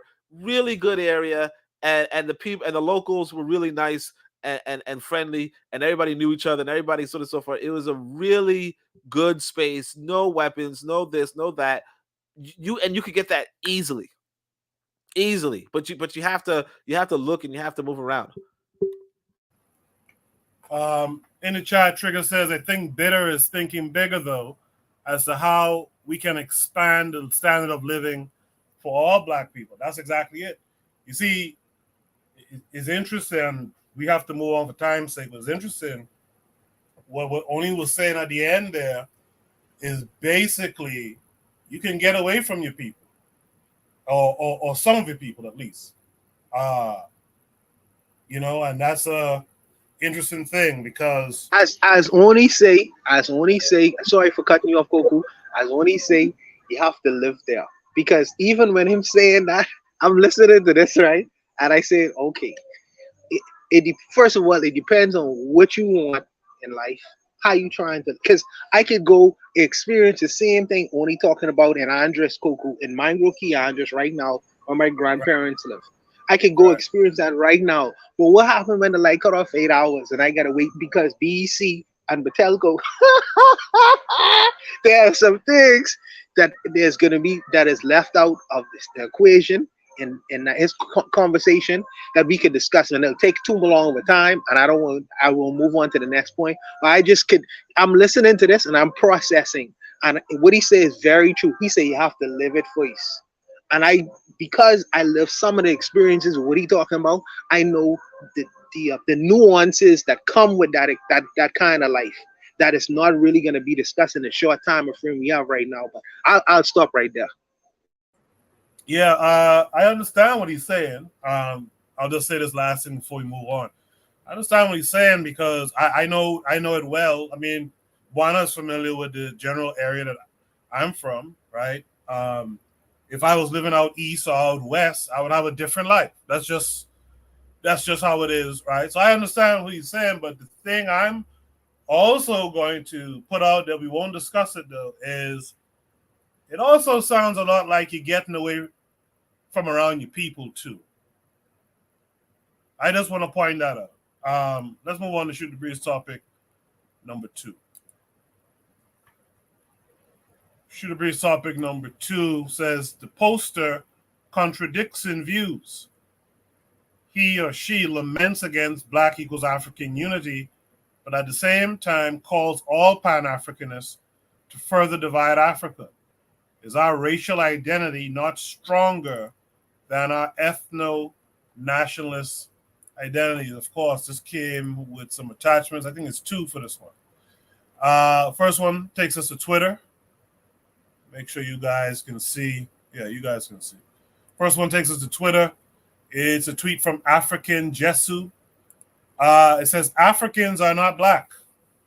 We are Igbo, Yoruba, Ijaw, Acholi, Wolof, Yao, Abibia, Ashanti, Tonga, Maganda, Mende, Bakongo, Kikuyu, Bambara, Luo. Africans don't become Black until we travel to America or Europe. We become Black when we go to a West that chooses to see us that way. That's a interesting tweet. I guess he had a follow up that says, the quote, there are no Black people in Africa, Shuria Agawa, or whatever the name is, Agawa. I guess this is a picture of an article. There are no Black people in Africa. So, but this came with a second link. Let me just make sure this is the one that came with 2. Yeah. This came with a second link. This takes us to another tweet from the same person. It says, to our Pan-African brothers and sisters, if you want to dismantle the neo-colonialism plague in Africa, you have to support dismantling colonial contraptions such as Nigeria. These countries are the tools the West uses to maintain its grip on Africa. Anything else is a waste. Someone came by and said facts about 50 times. So that's the 2 tweets from this poster, with the topic being the poster contradicts in views, right? So we saw the 2 tweets about Blackness is not African, right? It only becomes African when Africans leave the continent. But then he is saying to Pan-Africanists, right, to go into Africa and deal with these things, right? When Black should equal African, that idea of unity. With that said, let me mix it up. Let me start with Oni for this one. Oni, what's it? Oh yeah. So I think that the guy is saying, so for the first one he was saying, you're not really Black. You're one of these tribes. Black is probably an empty Nomonym. I don't know the word. Pseudonym. I don't know.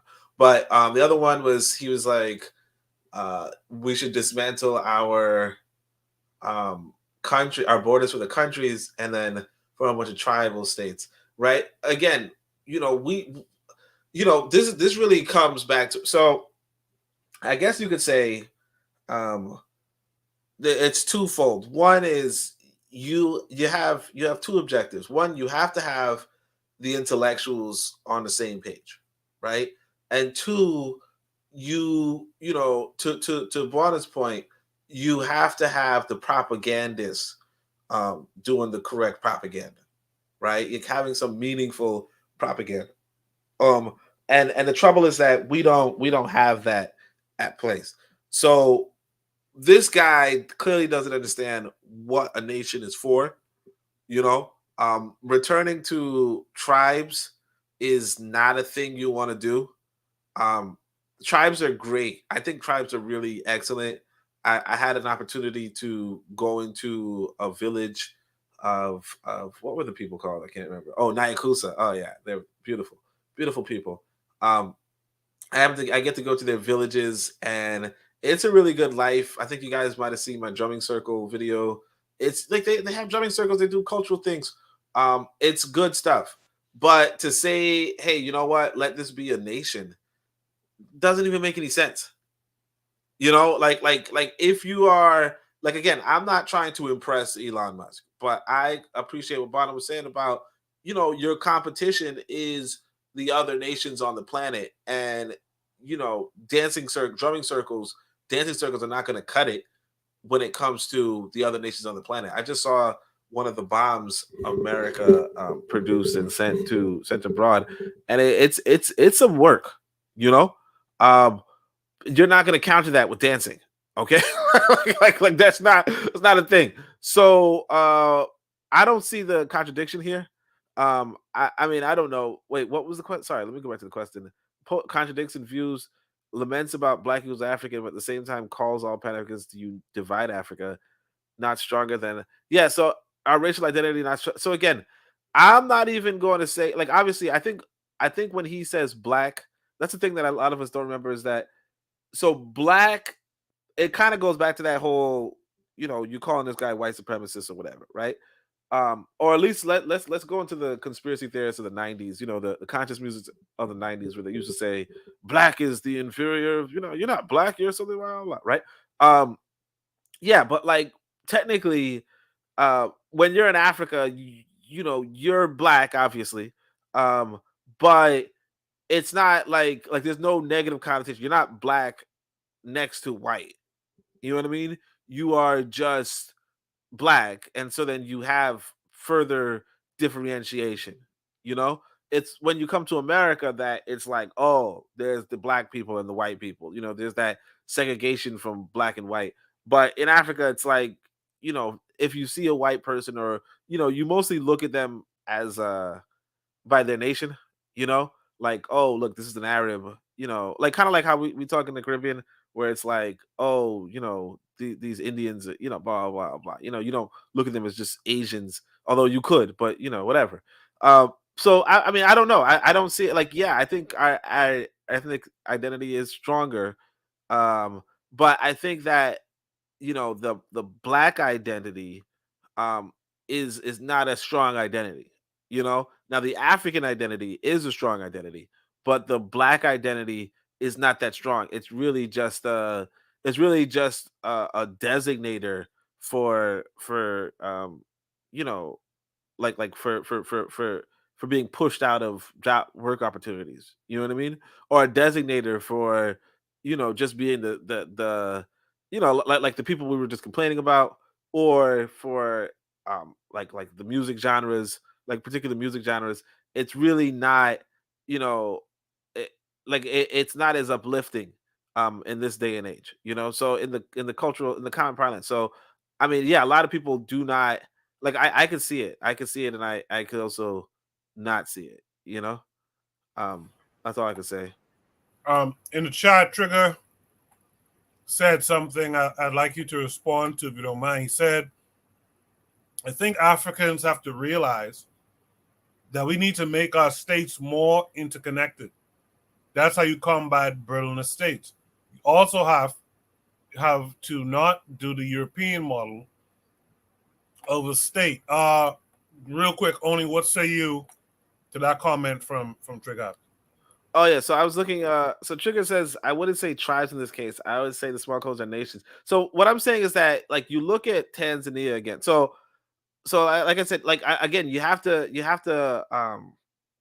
be there. So, like I said, the Nyakusa, they're in Mbeya, right? Really far from Dar es Salaam. Near Dar es Salaam, between Dar es Salaam and Mombasa, is the Tonga region. Tonga region has 4 different tribes, but most of the people there consider themselves Tonga. The point is that a lot of even though Trigger Happy says the European model of state, we have to come to terms with um the layout of societies, right? The layout of societies is that you have town and village, town and village, town and village. And most people live in towns. In fact, like I think it's like 60% of the global population lives in towns, like lives in cities or something. And it's probably more than 50, 60, but the point is that it's more than 50, right? So more than half of us live in towns. Um, and so a lot of wealth is concentrated in towns. And so when you start dividing these nations, you're leaving certain ethnic groups with the entirety of those towns. You get what I'm saying? And so if you look at that map, you see Tanzania. You guys can't see my map, obviously, but I think Dar es Salaam is probably like in a dark blue region, and there's like a purple region nearby, and there's this in the region, that kind of stuff. The point being that when you give one group of people all of that, like everything that's going on with that, with those towns, like for instance the power plant, this, that, so on and so forth, and then you start making inter travel between that a little bit more limited, a little bit more constrained, a little bit more like more bordered, more so on and so forth, then you're coming into the problem of how to of basically you're going to start creating these wealth disparities between tribal groups, and then it's going to be nasty work in the future. So Trigger Happy, and now granted, this is, as Trigger Happy is saying, is like you are kind of adopting the European model, but the trouble is that that's going to be the model that people are going to be operating from at this point in time. Like if you were to just do it right now. So Oni said, so Trigger Happy said, Oni, you are not really understanding what I meant by European model of state. I'm talking about a nation state model. Nation state model causes tribalism. This is the aspect of Nigeria, for example. Yeah, but that's what I'm saying. Like an African state model would acknowledge that we have multiple nations in the state. So what I'm saying is that in theory, right, dismantling the borders today would, I mean, of course, I don't, because again, those groups, while they are kind of autonomous, they're not autonomous for the purpose of town and village models, you know. And because they're not autonomous for that, you're essentially like you would set yourself up for failure, you know. Like essentially there are ports around, Dar es Salaam. There are ports around Mombasa, and who gets those ports? I think it was actually Asar Motep who said it best. Like it was my favorite tweet that he put. I can't find it again, but his tweet was something along the lines of, every kingdom in the like every kingdom. He said every kingdom was around like defending trade or something like that, you know. Now I don't remember the quote obviously perfectly, but the idea is that, even if you look at these groups from once upon a time, a lot of the kingdoms, a lot of the powerful kingdoms, what they were doing was they were providing security for the trade in between Africa, right? And so when you make more nations, more kingdoms, um, you're either cutting people out of the trade, or you're just increasing the cost of the trade within Africa, you know. So and the issue with this is that it assumes that these these tribal boundaries, if you will, or these ethnic boundaries would be static in time, and that they wouldn't coalesce per se. And so the way how they're coalesced now isn't optimal, but to make it smaller is worse than to make it bigger. Like, I think that we should try to make the nations bigger and coalesce more within each other. But what this quote unquote this person is proposing is to make them smaller, and that's going to increase the cost of trade, and it's going to cut some of our people out, and things of that nature. Like, for instance, Mbeya was very isolated, very remote, but they received benefits from Dar es Salaam and Tanzania as a whole because they were part of the same nation. If you were to cut off Mbeya and say these are Nyakusa, and you cut off the Kilimanjaro and say these are Chaga, and you cut off the Tonga region and you say these are Tongas, and then you say Dar es Salaam is going to go to one of these groups, and sure, you can keep the people in here, or maybe kick them out. It doesn't matter. Not that it doesn't matter. It's the other people who are theirs for them to decide. When you have that, you're really cutting Mbeya off, cutting the Tonga region off, cutting Kilimanjaro off, and cutting Rufiji off, and then you're making like you're putting at people to the mercy of these ethnic groups that may not necessarily work together as well as we would want as Pan-Africanists. So it's just a weird, like, it's just a weird ask, I think. Appreciate that, Oni. In the chat, Anthony McPhail posted. I hope I shouted you out earlier. If not, shout out to Anthony. Thanks for coming through. He said to me, during anti-colonial movement in the Central African Republic, one of the major independence organizations was called the Movement for the Social Evolution of Black Africa.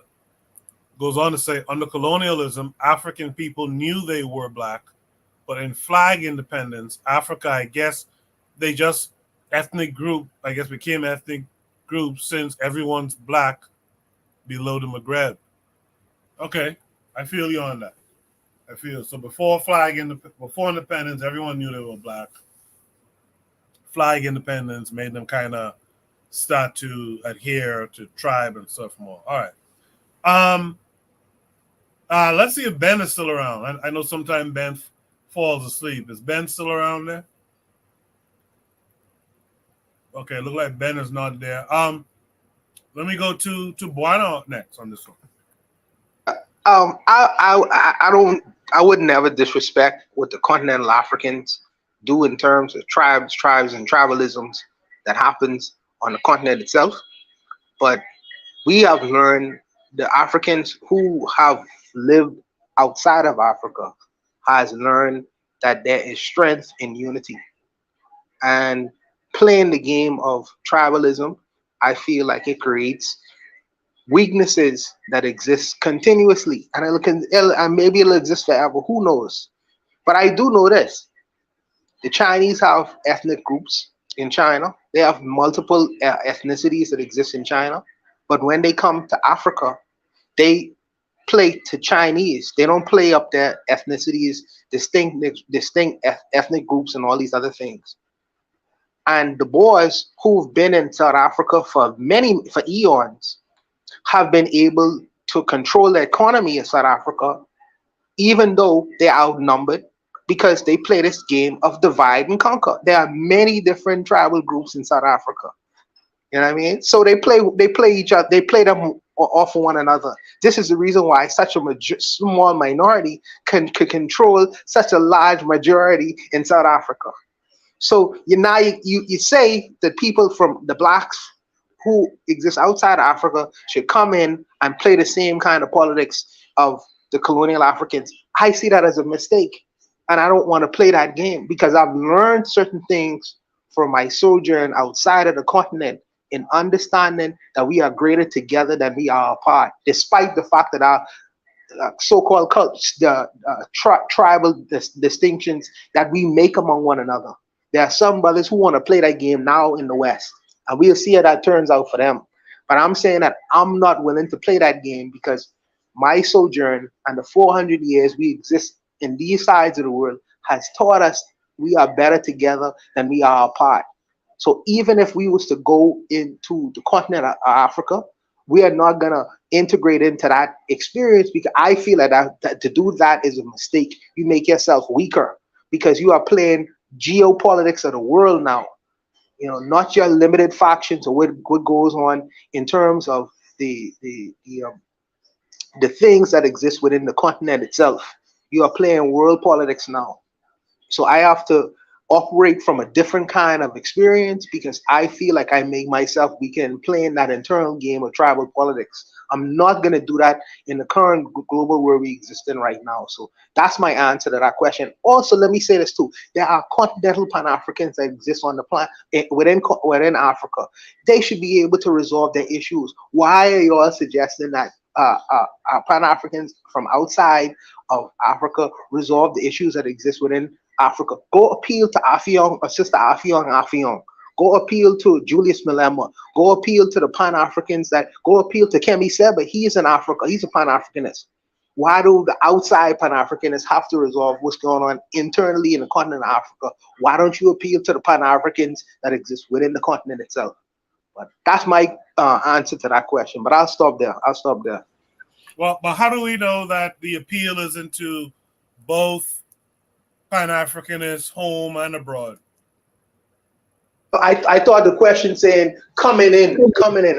I thought he was saying from external Pan-Africans looking at the situation and coming. I didn't think that the appeal was collectively for all the Pan-Africans. I thought the question was addressing external Pan-Africans and not necessarily Pan-Africans that exist currently on the continent itself. So maybe I misunderstood the context of the question. Yeah, no, I was just asking because he just said to our Pan-African brothers and sisters, if you want to dismantle the neocolonialism, blah, blah, blah. So to me, it could have been both on the continent and outside of the continent, but he's making that appeal through Twitter or whatever. But that's how I took it. Any and all Pan-Africanists should be involved in trying to find and implement these solutions, I believe. I like this comment here from Oni in the chat. He says, anytime you surrender autonomy, this is what Buano was getting at, you're at the mercy of those you surrender it to. If you want Africa to adopt a philosophy, then we shouldn't surrender territories to others. I like that. I'm feeling that one there. I know Black Steel is champing at the bit. I know he feels neglected. We haven't spoken to him in a minute here. Black Steel, take it away. All right. So this is my thoughts about this. And I always remember a quote from Dr. Huey P. Newton of the Black Panther Party. He says that power is the ability to define reality, to define phenomenon, and to have it act in a desired manner. So while I respect, he's saying Africans not being Black, the reality is that as an African person, you will be treated as Black, because the people who define our reality, unfortunately, these white psychopaths say you're Black, and they have the ability to enforce their definition of reality through their institutions, through their military. I think that when we run from, I'm not Black, we identify with, whatever tribe you're not, no disrespect, but I think it dilutes our power base, because our condition as African people is a direct result of our skin color, not our tribal groupings, not what part of the continent we're from, or whether African American or Afro Caribbean. They hate you because you're Black, because of your skin color, and it's because of this that's a source of unity and a source of strength to us. And I think when we dilute that, it makes us weaker. And so I'm not against people choosing to express themselves however they want to, but I also understand that clinging to this whatever tribal mentality you might have is really a way to divide and conquer us. Like Juan and Oni were saying, that's white people's main strength. They know how to divide us. They know how to keep us fighting each other long enough for them to walk up and steal the bag or enslave us or take our resources. This has to stop. Okay. We are all facing a common enemy. In the face of our common enemy, our great enemy, our our great foe. We can't have any type of, oh, I'm not black, I'm this, I'm not black, you're that. When we all know if they put you on in New York City, you wouldn't catch a cab. You wouldn't be able to get a cab. If the cops pull you over, they're not worrying what tribe you're from. You're a nigger. So I understand you may not like to be black. Okay, whatever. This is the reality. We are an oppressed people. Our enemy has designated us by our skin color. How do we organize and fight back against? I don't think it's the time for any type of petty tribalism. That's part of the reason. Again, going back to understanding how we got in the condition we're in. This is part of the reason European was able to dominate and still dominates our mother continent. They were able to play off one tribe, one group against another. And while they were fighting each other, they were able to come in and steal the resources, steal the land, the people, everything. This type of thinking is backwards. We got to move past this. I'll leave it there. Thank you, Coach. I appreciate that, Black Steel. Yep, that's exactly what they do. Ben is back. Ben, do you want to expand on that a little bit? Yeah, that's what these nations, that's what these tribe politics are. They're all they do is they use us to distract and fight civil wars, which they're funding both sides. The elites that are trying to control the tribes, they fund both sides to make sure they get what they want. And all they want is a nation be destabilized and a nation to be conquered. And that is all they need to do. It's very simple if people figure that out and have that strategy to put together. So you better be ready and start. You need to start to strive for your African nation, your history, and be proud of it. And that is exactly what I'm trying to say. So I'm going to listen to all this and continue listening, and we get to another topic. You're the mic. All right. Really quick, just really quick from everyone up here. What are your guys' feelings on the old idea that sometimes comes up again and again, especially again and again in East Africa, about the federation, the cardinal directions, the North Federation, East, West, South Federation? What are y'all guys' thoughts on federations and how would tribes kind of work within that paradigm? Anyone can go. I don't know how. Go ahead. Go ahead, bro. Go ahead, brother. Go ahead. I don't know how tribes would work within that. I don't really know. This is what I realize. I understand. Like, I try to look at the big picture. I consider myself a radical, so I like to get to the root issue of the problem. So the root problem is that African people, Black people, are an oppressed group.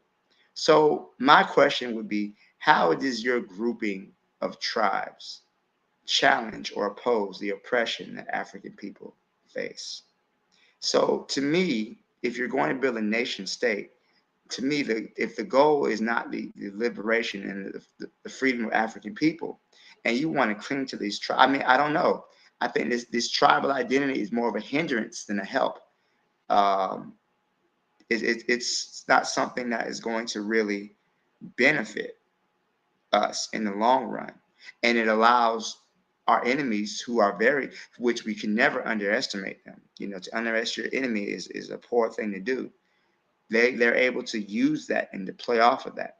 Well, that tribe, they say they're better than you. We can give you the weapons you need to defeat that tribe. If you do it for us, and you defeat them. That this is how they've always worked. So to me, I feel like the tribe, whatever tribe, how that works would be more of a hindrance. I think that the idea that I think we have to come to terms that we are African people, regardless of where, as long as you're Black, you're an African, like Peter Tosh said, and we got to go from there and use that to organize and unify. I don't agree with any form of trial. I think it's redundant. I'll stop there. Thank you. Go ahead, Marlon. I think that a federation would be something that's interesting in terms of when you talk about federated states, you're talking about something like the United States where you have sections. That would be interesting. And where you have a centralized, I guess, government, and the states are independently able to make decisions in and of themselves. However, they have the federation, the federal government. It's kind of like Nigeria or even the United States. The federal government supersedes state laws and things of that nature. That's interesting. The only problem, like, it's not a problem. Africa is an old continent, very old continent, and there's a whole lot of moving parts because of history, because of the old grudges. Oh goodness, man, it's just you know.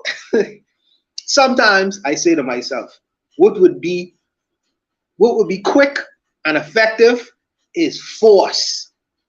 I don't like to say that out loud.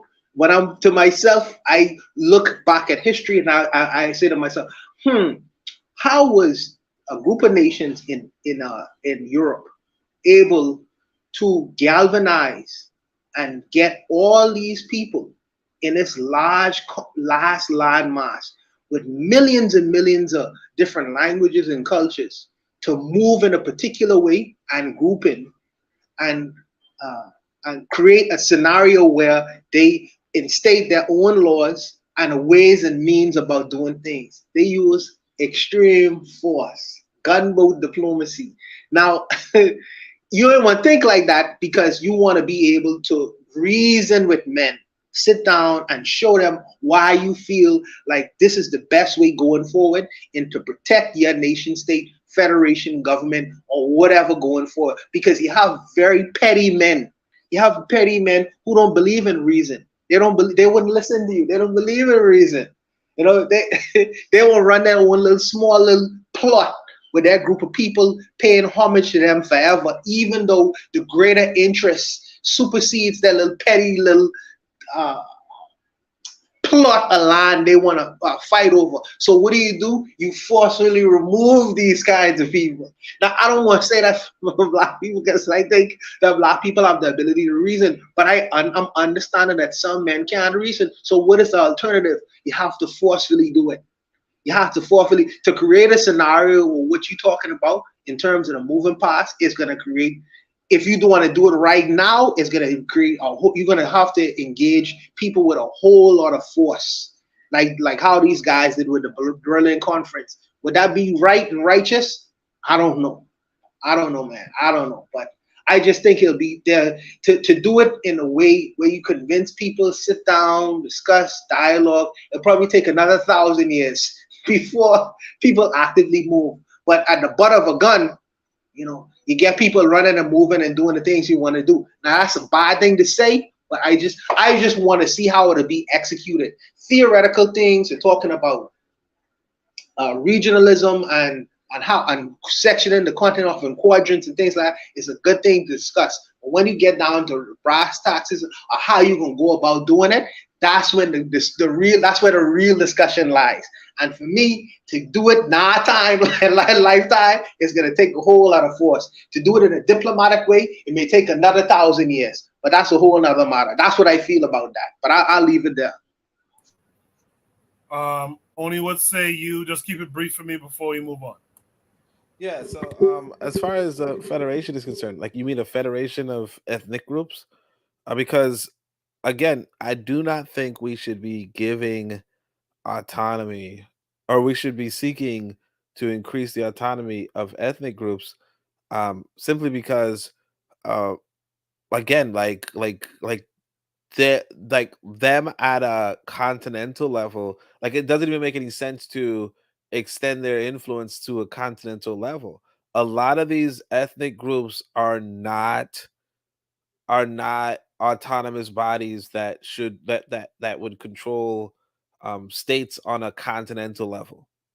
They didn't mature to that level in a sense, and simply forfeiting our influence. Um or it said differently, I think that Africa or African people need to adopt an ideology or a mindset. A lot of what you were saying earlier was hey, how do our people adapt a better mindset? And I said, look, you need to have state power. You're not supposed to give state power away. If you can get state power, you do not give it away. You use it to transform our mindset, to transform our people. And essentially this whole federation talk is essentially saying, no, if I had state power, I would give it away to the chiefs, but you don't even know these chiefs. You know what I mean? So that's all I'll say. That's an interesting take. Interesting take. Interesting take. Interesting take. Yeah, that's something to think about. Okay. Real Black Gentleman in the chat said Egypt and Syria were once a union called the United Arab Republic. There's a bunch of other comments, Trigger, Happy, and Oni going back and forth with some things. You guys who are listening to the playback, or if you're listening live but not watching your screens, check in on the chat. Some interesting information often comes out of there. Let's move on to Shoot the Breeze topic number 3, though, for time's sake. Shoot the Breeze topic number 3 says every November 20th in Brazil is Day of Black Consciousness, paying homage to Zumbi dos Palmeiras and African heritage. So, of course, this came with an attachment. It's taking us to YouTube. Short video. We'll watch it, then we'll discuss. On November 20th, Brazil celebrates National Black Consciousness Day. Activists took to the streets in cities across the country to celebrate Black roots and demand an end to racism in the country. A correspondent Bram Meir shares with us the following material. Brazil, the social movements and unions took to the streets in dozens of cities for National Black Consciousness Day, which is celebrated every November 20th to remember Zumbi dos Palmares, who was king of a nation created by former enslaved people in Pernambuco in the 1600s that maintained diplomatic relations with Dutch and Portuguese colonists for over 100 years. The holiday was first created in the 1970s as a positive alternative to Abolition Day. We are on the streets to say that there is no Brazil without Black people.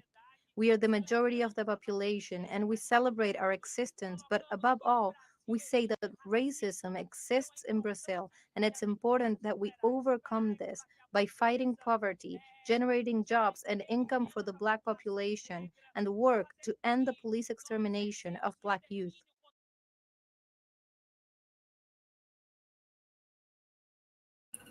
Sorry about that. I couldn't find the mute button for a second. So this is cool. This is a reminder of the enslaved Africans in South America, Brazil in particular, and the fact that there is still Africanisms and African consciousness down there amongst those Africans there as well. So it's just a reminder too. Our people knew who they were at one time, man, and they understood our situation once we encountered these psychopathic people like Black Steel and them have been talking about tonight. And we still, there's a lot of us who still celebrate it, man. We still try to keep up with it. And this notion that the history books might want to give a lot of our people that we just kind of took it, turned the other cheek and took it again.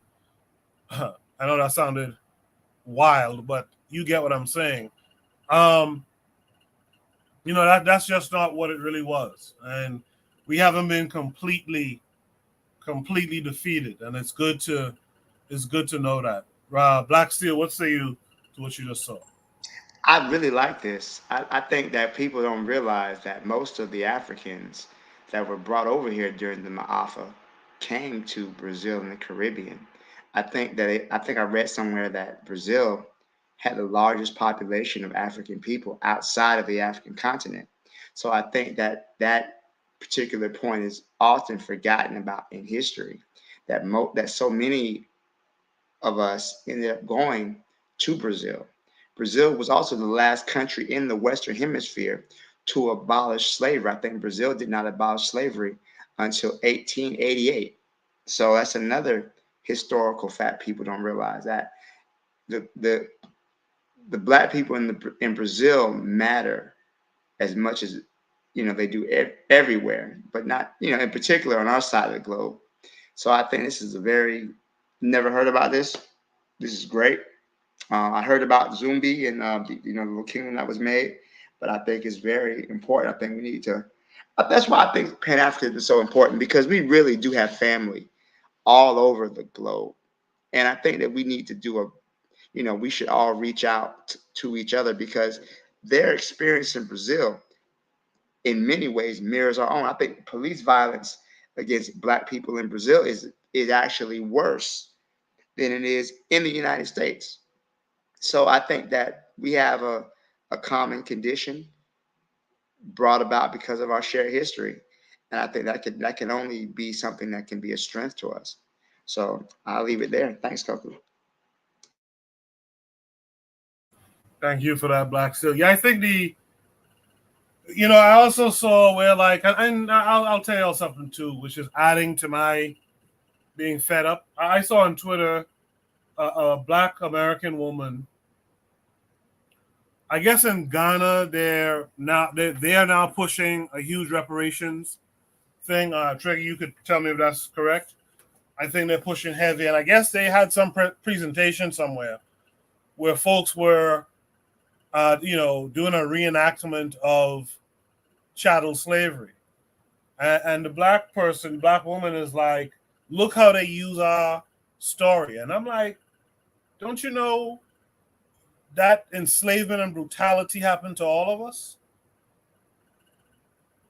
And I think we forget that, and I think it's coming to the point where, we're intentionally forgetting that all of us got dealt that blow. So all of us have the same type of processing to do. All of us tend to have our moments of celebration, of remembrance, and that kind of thing. And I think that's the thing that we should also connect on as well. Ben Uko, are you there?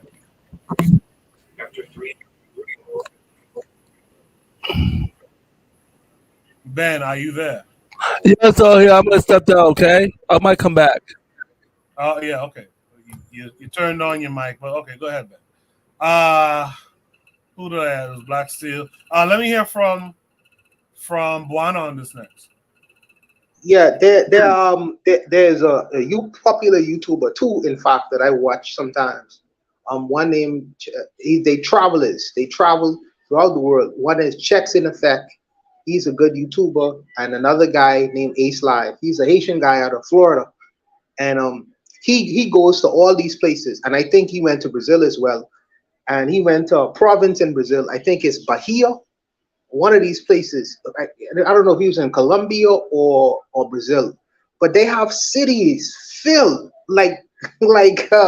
filled with black folks. Black folks they running the whole city, And I never really thought that Brazilians. I knew there was black Brazilians, but I didn't know that black Brazilians were really running whole towns, and these they say we have a doppelganger all over the world, somebody who look just like us. And if you go in some of these places, you will see somebody who look like your cousin and your auntie, and someone who probably look just like you. They might not necessarily speak the language you're talking about, but they look just like you. And there are black folks in Brazil and Colombia and all around the world. I personally think, though, that because the black Brazilians number so many, that they need to take control of the narrative, like the North American black folks have done in North America. I think that the black Brazilians in South America need to take control of their own narrative and not just permit the state to push out or project their image in terms of blackness and when they can celebrate black consciousness. And I understand that because we don't speak Portuguese, we don't probably know the representatives that exist within these societies who are very popular and who speak on behalf of black issues and causes that exist in these areas and places. I'm sure that they exist, and I'm sure that they're very popular. But I just think that the black Brazilians storyline needs to be put out there because they represent so many black folks in the Western world. In fact, the largest amounts of black people, and the Colombians, and down the line in the Spanish-speaking in the Spanish-speaking world. I think that their representation is missing from the dialogue and the discussion. We usually hear about the English speaking black folks and what they go through and their issues and how they trying to resolve their problems. But I think that this part of the dialogue is missing and from the discussion. And I think that we need to engage more with these folks. We need to engage more with the black folks in the South. Not only in the Caribbean, but the other kind of South, it's the Spanish-speaking Caribbean and the Spanish-speaking Americas as well, because their commentary is missing from the discussion. Yeah, I do know Watermeyer. Instead of coming to North America, I think he started in the South America, and he's working his way up to the North Americas, which is very good. But I think that their story needs to be put out there more. That story is missing, and I'm glad that he decided to venture inside of Brazil and South American countries and expose the world to the amounts of black folks and their sentiment as well. Their sentiments that they carry, that they are very open to saying that we are black and we are proud that we are black. We come from the continent. That is refreshing to hear from the black world, especially in the Western world, because you don't hear that so much in other places. So the fact that these group of black folks have a degree of consciousness and don't see or perceive that blackness as something that's bad or poor, I think that that's a good thing to expose the whole world to. So I think Watermeyer is doing a good job of that. But like I say, this is the part of the discussion that's missing from the dialogue that needs to be engaged more. But I'll stop there. Appreciate that, Buana. Shout out to Afro Native World. If I'm not mistaken, and I hope I'm okay in saying this, as well as not being mistaken. I think Afro Native World is Afro Colombian. So it's refreshing that even in this small space that we have here, we have representatives from pretty much the entire black world. So I kind of like that. In fact, I like it a lot. With that said, Oni, what say you? Oh yeah, so I think everybody should try to watch Quilombo. I think that was one of the best movies that we produced for our culture. But outside of that, yeah, I mean, an African presence outside of Africa is what it is. Granted, this is the thing we have to be realistic about. A lot of people are going to, like, a lot of what we consider African black is going to become diluted over time. And the people in United States, when they say, "Hey, I'm not African," some of them are becoming diluted. Now, obviously, we can joke and say, "Well, that person, who said it was, he looked like, Shaka Zulu." Sure, but over time, I mean, or put it differently, Yvette Carnell did not look like Shaka Zulu. You know, um, over time, you're going to find, um, like, essentially, like this is what happens when you are a minority in a country. Your descendants are going to mix and mix and mix and mix and mix and mix and mix. Obviously, I applaud um Brazil, and just like I applaud Jamaica, I applaud Haiti, I applaud even whatever, Dominican Republic. I applaud every country for having an African presence, or United States, whatever. But you know, I'm telling people, if you care about like you can't save everybody. You can't save every black person on the planet. You can't save every African person, every person of African descent on the planet. That's not possible. White people cannot even save every white person, and they have a shit ton more resources than you do, especially if you're not in the state. That said, yeah, go where you are the majority. It's not perfect. You obviously can have like, it depends on what kind of materials you're interested in, what kind of trinkets you're interested in. You can have better materials and better trinkets. But like, if you're in the West, but like Brother Bakari was pointing out today on his show, we need to stop selling out for trinkets. We need to stop selling out for trinkets. And what that means is that, yeah, go live where, where it might be a little bit but more of a struggle per se, but where you are the majority and your children, like for instance, my son right now, he actually is a bit lighter than me, but still, if he when he goes to the continent, if he eventually marries a lady there, the lineage, like it's going down the line, everything, you know everything darker than me, more or less. And I'm not saying that you have to be darker or lighter, because there were people of diverse shades, even in Tanzania. So it's not to say that, and it's not to say you prefer one versus the other. What I'm saying is that, if you're not trying to become extinct as a people, right? Because when you watch this video, you realize, a lot of the phenotype of Africa is becoming lost, and the people are progressively going to look more and more like the indigenous population, more and more like the European population. Um, you have to keep that in mind. Um, so yes, you cannot save everybody, and yes, you should save yourself.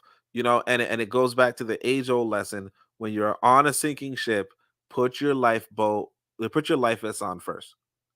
When you're on the airplane, put your mask on even before you put it on your child. Save yourself. That's all.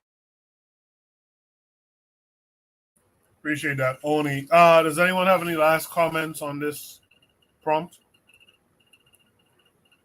All right. Conversation in the chat between RBG and Trigger is going on. It's a good one. So make sure you guys tune into that if you're listening to the playback. Shooter Breeze topic number 4 tonight says, what can we learn from this? This attachment takes us to Twitter. Is a tweet from Ogu Chukwu. It says, they lied to us about this man, Idi Amin of Uganda. Fair media. So this is a 2-minute video. We'll watch it and then we'll discuss it. Can you repeat your question? Yes, with pleasure. We have seen pictures of you applauding the flogging of policemen. We have seen and heard stories, many of them, which are all validated, of thousands and tens of thousands of Asians being evicted from your country. You took their property, you didn't pay them. Is that your wave of the future? Is that all the love you're mentioning all this time? I think you believe in rumors, and some of this picture, it is not might be from Uganda. I think the people whom I sent away of the British citizens, they were controlling 99 economy of Uganda, all business, industries, and everything. And on top of that, I requested them when I took over in 1971. The power was handed over to me by the members of the armed forces. I asked them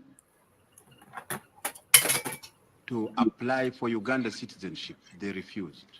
And they control 99% of the economy. And the whole money they are getting, they don't bank this money in Uganda. They bank this money outside Uganda. And I am sure if they were still up to now, Uganda could have been bankrupt completely. And therefore, there is no other opportunity. The only opportunity was to take that decision for the interest of the people of Uganda.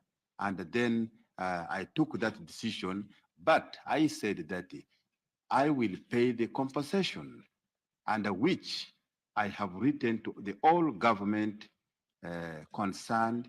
I'm sure the United States, I have already paid them cash, and I have written to government of United Kingdom, and the discussion is going on.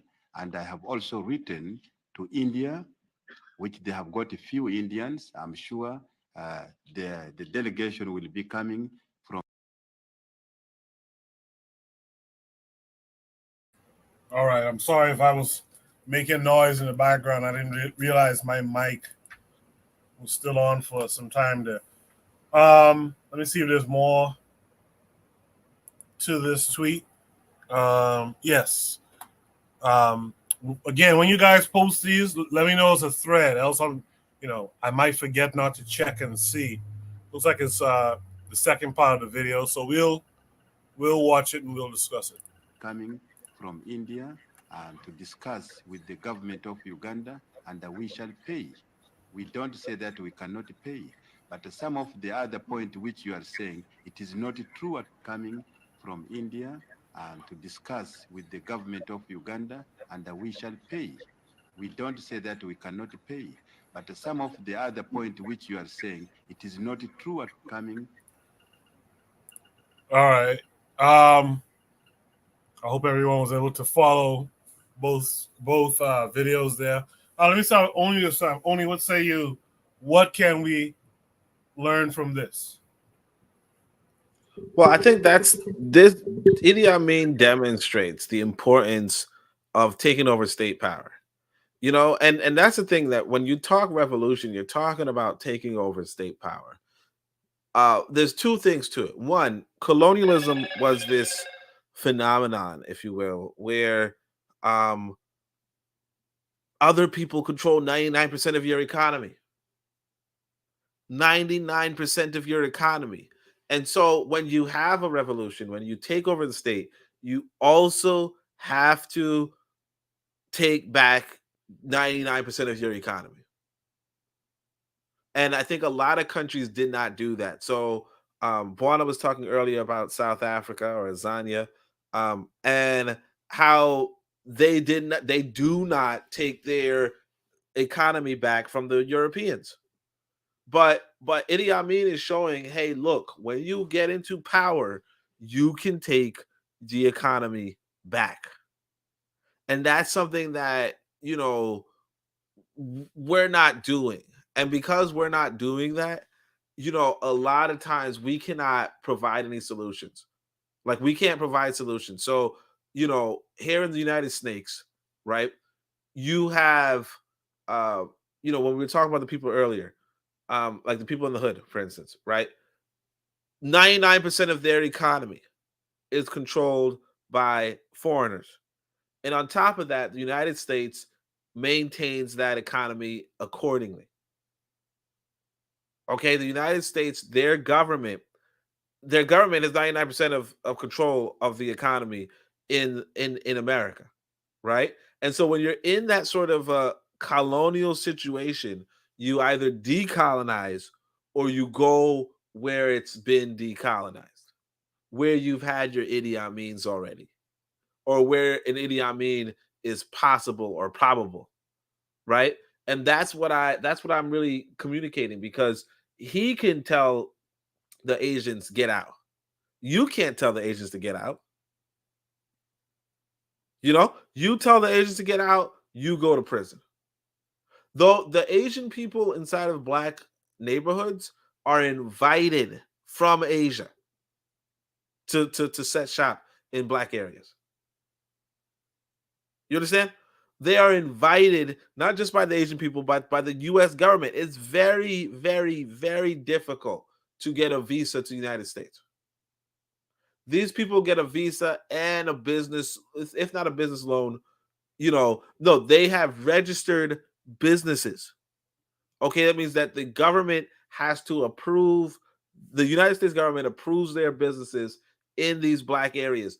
The fact is that if you have a government that is so hostile to your existence, where it will pull some random Chinese person out of China to set up a business in your area that will not support you to put up a business in your area, you either get out or you get out. You know what I mean? Because if you're not getting out, you know, you're just fighting the hard fight for nothing. You're fighting against the state. You're not going to win against the state. And I mean, I don't know if it was I mean, Garvey didn't say this exactly, but one part he did say was don't fight the state you're in. And what that tells me is if you're not supposed to fight the state you're in, and this state is so damn hostile to you, go to another state where you don't need to fight. And that's the thing. That's the thing that I like. And I mean, obviously, I don't want to just keep one trick pony or whatever, OTP. But I do want people to understand that there's a logic that goes through everything, right? That you can either have this sort of a leadership or you can have Joe Biden. And a lot of us are choosing Joe Biden and saying, why is everything going wrong? Well, Joe Biden's your leader.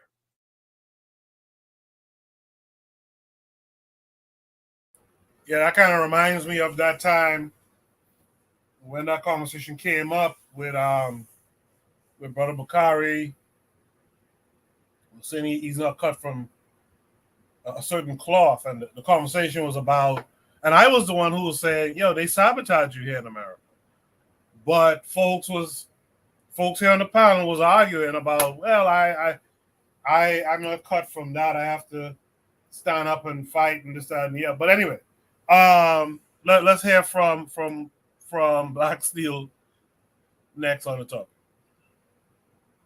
So my opinion of Idi Amin Dada is that, I mean, whenever the Europeans start giving you too much praise, you got to be careful, right? So he understood the condition that his country was in, especially being a former British colony. The Indians, being the majority business owners, taking that wealth, sending it overseas. Like he said, it was bleeding the country dry. He had to make a decision that was necessary for his country to thrive. And it's always very telling to me that white people want to sit back and lecture you on how you handle immigrants or how you run your country when they obviously don't know how to run their country. Look how America does immigrants coming from the southern border. They're leaving people to die in the desert. So, but yet here they are. These white people want to lecture Idi Amin about how he runs his country. You kiss my ass. I mean, that's what he should have told him, but I understand for diplomatic reasons or whatever.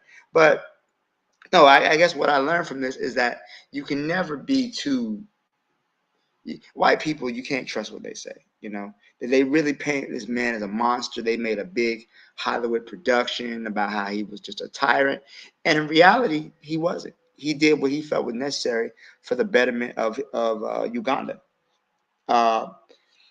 And history has judged him. He made some good choices, he made some bad choices. But this idea to want to characterize him as just some dictator, this despot, it's just ridiculous.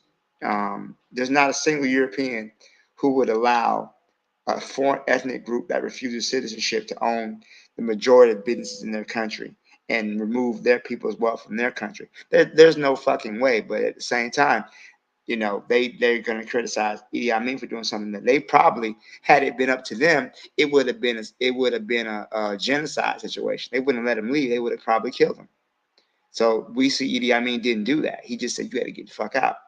And he did what he felt was necessary. And I think based on what we've learned, I think it was a necessary step.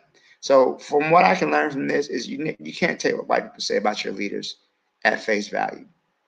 Whenever they start praising a black leader too much, we got to look at them kind of skeptically. So I'll leave it there. Thank you.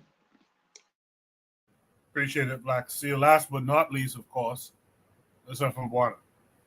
Yes, what I would say, what I can learn from this is, in the face of being unpopular or being perceived as unpopular, black man needs to stand on that square. Stand on that square. And this happened in the 70s, I think, when this interview took place. But we watched this in 2023, and I'm proud to see that he was standing on this square in the face of being unpopular with this white British man.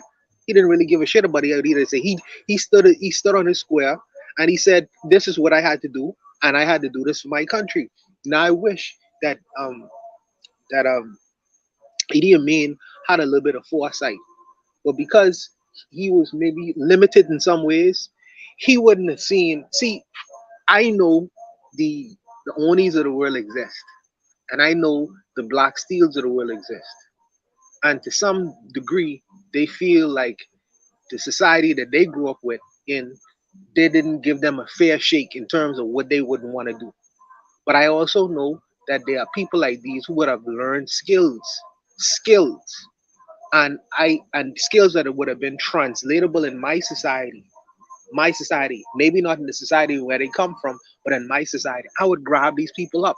See, when he created that void in terms of kicking all the Asians out, he replaced them with Ugandans who may have not necessarily had the wherewithal to run companies, but people with technical skills and coming from technical backgrounds like only them who don't mind going to Africa and transitioning. They have the wherewithal to understand and would have been able to work alongside with the Ugandans, look just like the Ugandans, and prop up my government. Just as many Black Americans or people from the West are finding themselves in Ghana right now, given translating all the skills that they would have possibly learned in the West into African societies and African countries. And then 20 years, 30 years down the line, you see a whole drastic difference because now they have not necessarily a particular little small space to play with. They have a whole continent to play with now. These are people who would have learned and acquired professional skills in terms of running a country and moving a country forward. They could do more in these societies because the chains that they existed in the size of where they come from have been released. So now their mind is able to fly and run now. So now, and they in turn going to train the next generation of people and the next generation down the line. And I think that Idi Amin could have used people like these, but he may have not necessarily had the foresight. There are some African leaders who would have who would embrace the idea of other blacks since they didn't exist. So many blacks who would have been able to train and groom the next generation of people. I would grab people like these up. I would grab people like these up and say, please come into my economy, help my economy grow. Let's grow together. Do what you can to produce in my economy. Let's move with this idea of Pan-Africanism. So I think that Idi Amin did stand on this square, but there are some things I felt like he fell short on in terms of continuing his government and going forward. But I'll stop there, though. I'll stop there. I feel I'm rambling a little bit. I'll stop there. No, it's fine. Thanks for that. Bueno, by the way, Idi Amin looks like he's from a place called Kemps Bay, Andros. You guys could look that up when you have time. I know Buana knows exactly what I'm talking about. I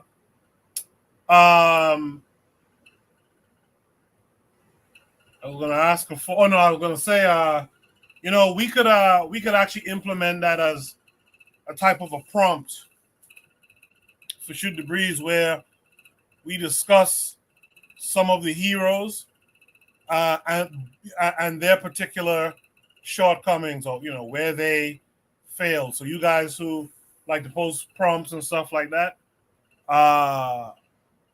you guys can start posting topics like that. Let's talk about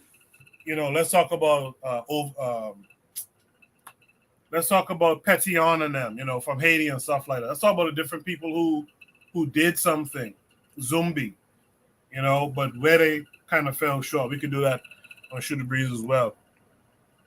Is there any other last thoughts on this prompt tonight? All right. We just caught up to the proper time. Azuliism is still in the chat. He said that Idi Amin looks like an Olmec bust. Yeah, I've seen that. I've seen his picture side by side there too. So you guys check out all the other conversations going on in the chat as well. All right, our last topic for the night, I guess, should be topic number 5. The Jewish community sends love to the Black American community. Of course, this comes with a link. We'll watch it, then we'll discuss. Message. This is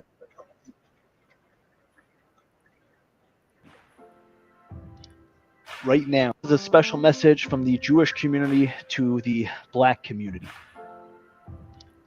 Right now, the world is trying to pin us against each other. And I want to let you know, hear it from me first, a Jew, that we have nothing but love, respect, and admiration for you, for your people, for your culture, and for your beautiful community. We wish nothing but the best and nothing but good. And we hope that you feel the same about us. God bless you. God bless all the nations of the world for that matter. We should hear good news. We should hear peace. We should hear love. Because that is what God is about. God bless. This is a special message from the Jewish community to the Black community. Right now, the world is trying to pin us against each other. And I want to let you know, hear it from me first, a Jew, that we have nothing but love, respect, and admiration for you, for your people, for your culture, and for your beautiful community. We wish nothing but the best and nothing but good. And we hope that you feel the same about us. God bless you. God bless all the nations of the world for that matter. We should hear good news. We should hear peace. We should hear love. Because that is what God is about. God bless. Good Lord. Rabbi Khalid laying it on thick there, ain't he? My goodness. With a little music in the background. And if you guys want to, you can kind of tie this in with the rant by the actress.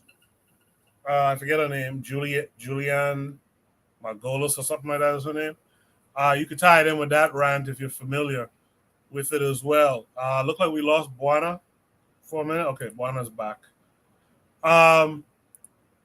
Black Steel, what say you to what you just caught there?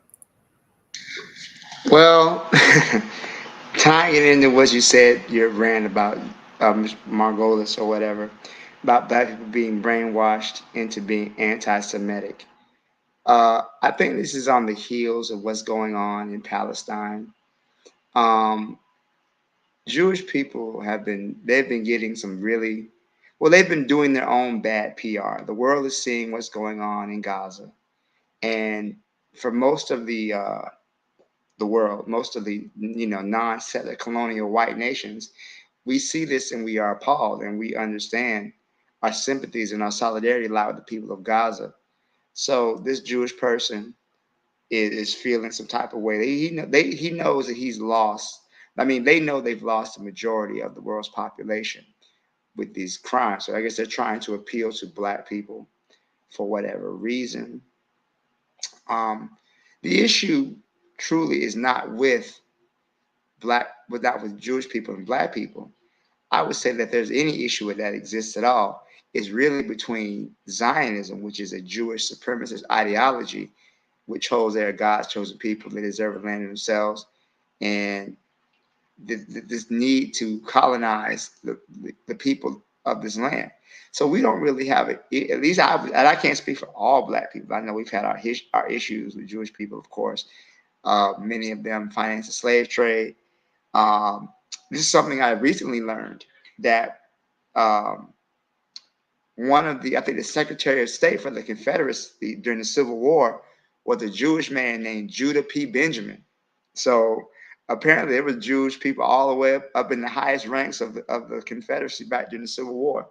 But anyways, I mean, Jewish people are people, but this idea he wants to send his message. I get it, whatever sounds all well and good. But that doesn't stop us from seeing the crimes you're committing and what you're doing against women and children, against innocent people in the Gaza Strip, and how you continuously oppress them. So again, we may not have an issue with Jewish people per se, We may have an issue with your ideology, but in the United States, at least you have members of Congress, which has the United States has been thoroughly infiltrated by the Zionist lobby to make anything against Zionism as anti-Semitic. So if you protest the crimes of the Zionists against the Palestinian people, you're automatically billed as anti-Semitic. People are losing their jobs.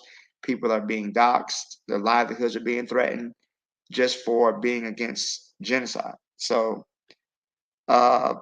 again, you can send it all the love you want. That's all well and good. Again, our issue is not with Judaism per se, but with the crimes that are committed by Jewish people. So I think I'll leave it there. I think that's a good spot to leave off. Thanks. Appreciate that, Black Steel. Oni, from Black Perspective, what do you got to say about Rabbi Khaled here? What, the porno? Like what? This guy is he trying to take us out to dinner or some shit? Yo, this this fruity as fuck, man. I'm sorry. It look like he trying to get with your women or some shit, man. Better hide your daughters and shit. I don't know what to say about this. But like, except for that, this is the people, this is the Israelites that we be talking about. You be talking about Hebrew Israelites. This is them right here. But that's all I can say. I don't know. I mean, I know that black folk love them, some Judaism, some Zionism, for whatever reason, particularly with that church, the church nonsense. I think they want the quote unquote children of Israel to be in Israel. Like a lot of this is a religious war type stuff, as far as I can tell. And that's what it is. Like at the end of the day, a lot of like they can do this, they can say this because a lot of Americans, like particularly Christians, right, hate Muslims. A lot of Americans hate Muslims, don't understand Islam, do not understand that they allegedly have the same God type stuff. So a lot of this is, that whistle, hey, look, I'm just fighting for your God. You know what I mean? Like I talked to this sister, in fact, she's Black American, and she's, one of the more articulate, Black Americans, if you will, in the sense of she's trying to articulate, like she articulates the ADOS, or no, actually the FBA type things, but without knowing about the FBA. So she's just a xenophobe, but she's, she has a head between her ears, right? She has a brain between her ears, right? She's like, yeah, Israel is our ally, our partner, in that region. We're this democracy. That's this. Like all these sort of good reasons why she should be supportive of Israel. The same as, even with Ukraine, she's like, oh, I don't want Russia to have Ukraine because then where are we going to get our bread or something, our wheat production, blah, blah, blah, something like that. My point being that, there's a lot of Black Americans who are actually friends with Jews, who do need a kind of message. And the thing is, this is a good propaganda piece for that. Juana was telling us, hey, look, KISS, keep it simple, stupid, right? This is a good piece of propaganda. Hey, look, I'm your friend. This is your music. You know me. I know you. We're buddies. We have the same God. Be on my side. And that's what, that's the keep it simple. That's what it is, So that's why, that's all I could take from this, besides the fact that it looks weird to me, but somebody like the religious crowd there, they love this, and he knows them better than we know them, unfortunately. Well, better than I know them. I'll say that. I'll take it out. That's all I'll say. Real shit right there. He knows what he's playing to, Before we go to Buana, to anchor this topic, let's welcome in real Black gentleman this week. RBG, how are you this week? I'm straight. I'm good. What say you to the prompt? Well, I mean, I don't know if you guys saw, there was a speech by I want to say, I don't know if she was Jewish American, but she had said that one of the biggest problems that they had said was the young black people. You know what I'm saying? I don't know if you heard this. This is like a closed door meeting. I think it was like NAACP type stuff. Where it was like, I mean, this is the thing where he's saying, like, look, there's all kinds of people, and there's people who just, aren't bothering anyone, who just who they are, right? When you're talking about the Jewish community, I mean, there's like 8 different Jewish communities, yo. I mean, there's all kinds of people doing all kinds of stuff. So, like, look, I mean, like, as far as like, what I'm saying, it's like, people know like what black folks are talking about. You know what I'm saying? It goes back to like, why isn't the Jewish community backing, the African American community on reparations? Why aren't, backing them on hard stuff, hard bodied in the paint, speaking our talking points, directly, and being a hard bodied, advocate, on some grace, not expecting anything necessarily from us, knowing good and well we can't necessarily, with economics, repay them in any kind of like, not, symbolic way, and just do the right thing for black people to build, to make sure that black people are economically, there's things that they aren't doing. All the I know it's like, look, it's like he's afraid of something. That's why he's saying something, because he knows that not everything is good. He knows that some of his people might be doing stuff. Maybe he's doing some stuff that he might have been. You know what I'm saying? You got to get into like, once you get into like the small, the small stuff. It's like, okay, like, look, Israel is, Judaism, you know what I'm saying? Look, I just don't, I'm not with it at all. You know what I'm saying? I know, I mean, black folks in this country ran all up into Germany, you know what I'm saying, busting up some Nazis just on the strength. So, like, on the strength, like, naturally, I would hope that anyone around the world would see black, but we know that's not the case because they're racist. And I mean, it's like the racist Jews tend to like take up all the power from the Jews that just happen to not, you know what I'm saying? And then again, at some point, like, you're going to be aware, if you're not really doing anything, that, there's some people who like doing some nefarious shit under my name. And it's that level of like, that whole schism that needs to be like addressed. Like, they out there, it's like they talking about like removing, they want Benjamin Netanyahu to resign, but you know what I'm saying, he might not resign. So then what? I mean, are you going to do are you going to go Mussolini on him? Are you going to remove him from power? I mean, that's the level. And so like it's things where it's like, yo, it's things where it's like when it's just like there's a lot of things around the world where it's just like, yo, like what is it? Is you with the shits or not? Are you with the, what I'm saying, double talk, the maliciousness towards, people's, what I'm saying, the fascism? Or are you just trying to, what I'm saying, just be people, what I'm saying, and just recognize what it is? I hear this, it's tone deaf. It's like, look, no one ain't worried about, what I'm saying, it like that. People talk and they talk the truth because it's what it is. If people feel a way about the truth and facts and history, what I'm saying, and the totality of it, that's on them. Look, I'm not tripping about, what I'm saying, like, what I'm saying, black people got slaughtered by, what I'm saying, they say 6 million people in the Holocaust, like Kyle Muhammad said, hard pressed to find 1.5. We know there's 12 million people killed in Congo. And I've said this before on the program, like, what about, what I'm saying, the Jews in Germany, that when the Namibians were genocided, because that was a genuine genocide. But there was Jews in Germany at that time. What was they saying about that? Huh? And so when you get genocided in your own, see what I'm saying? It's like, and like I said, black folks ran in there, what I'm saying, happened. Maybe he was out there in the door. See?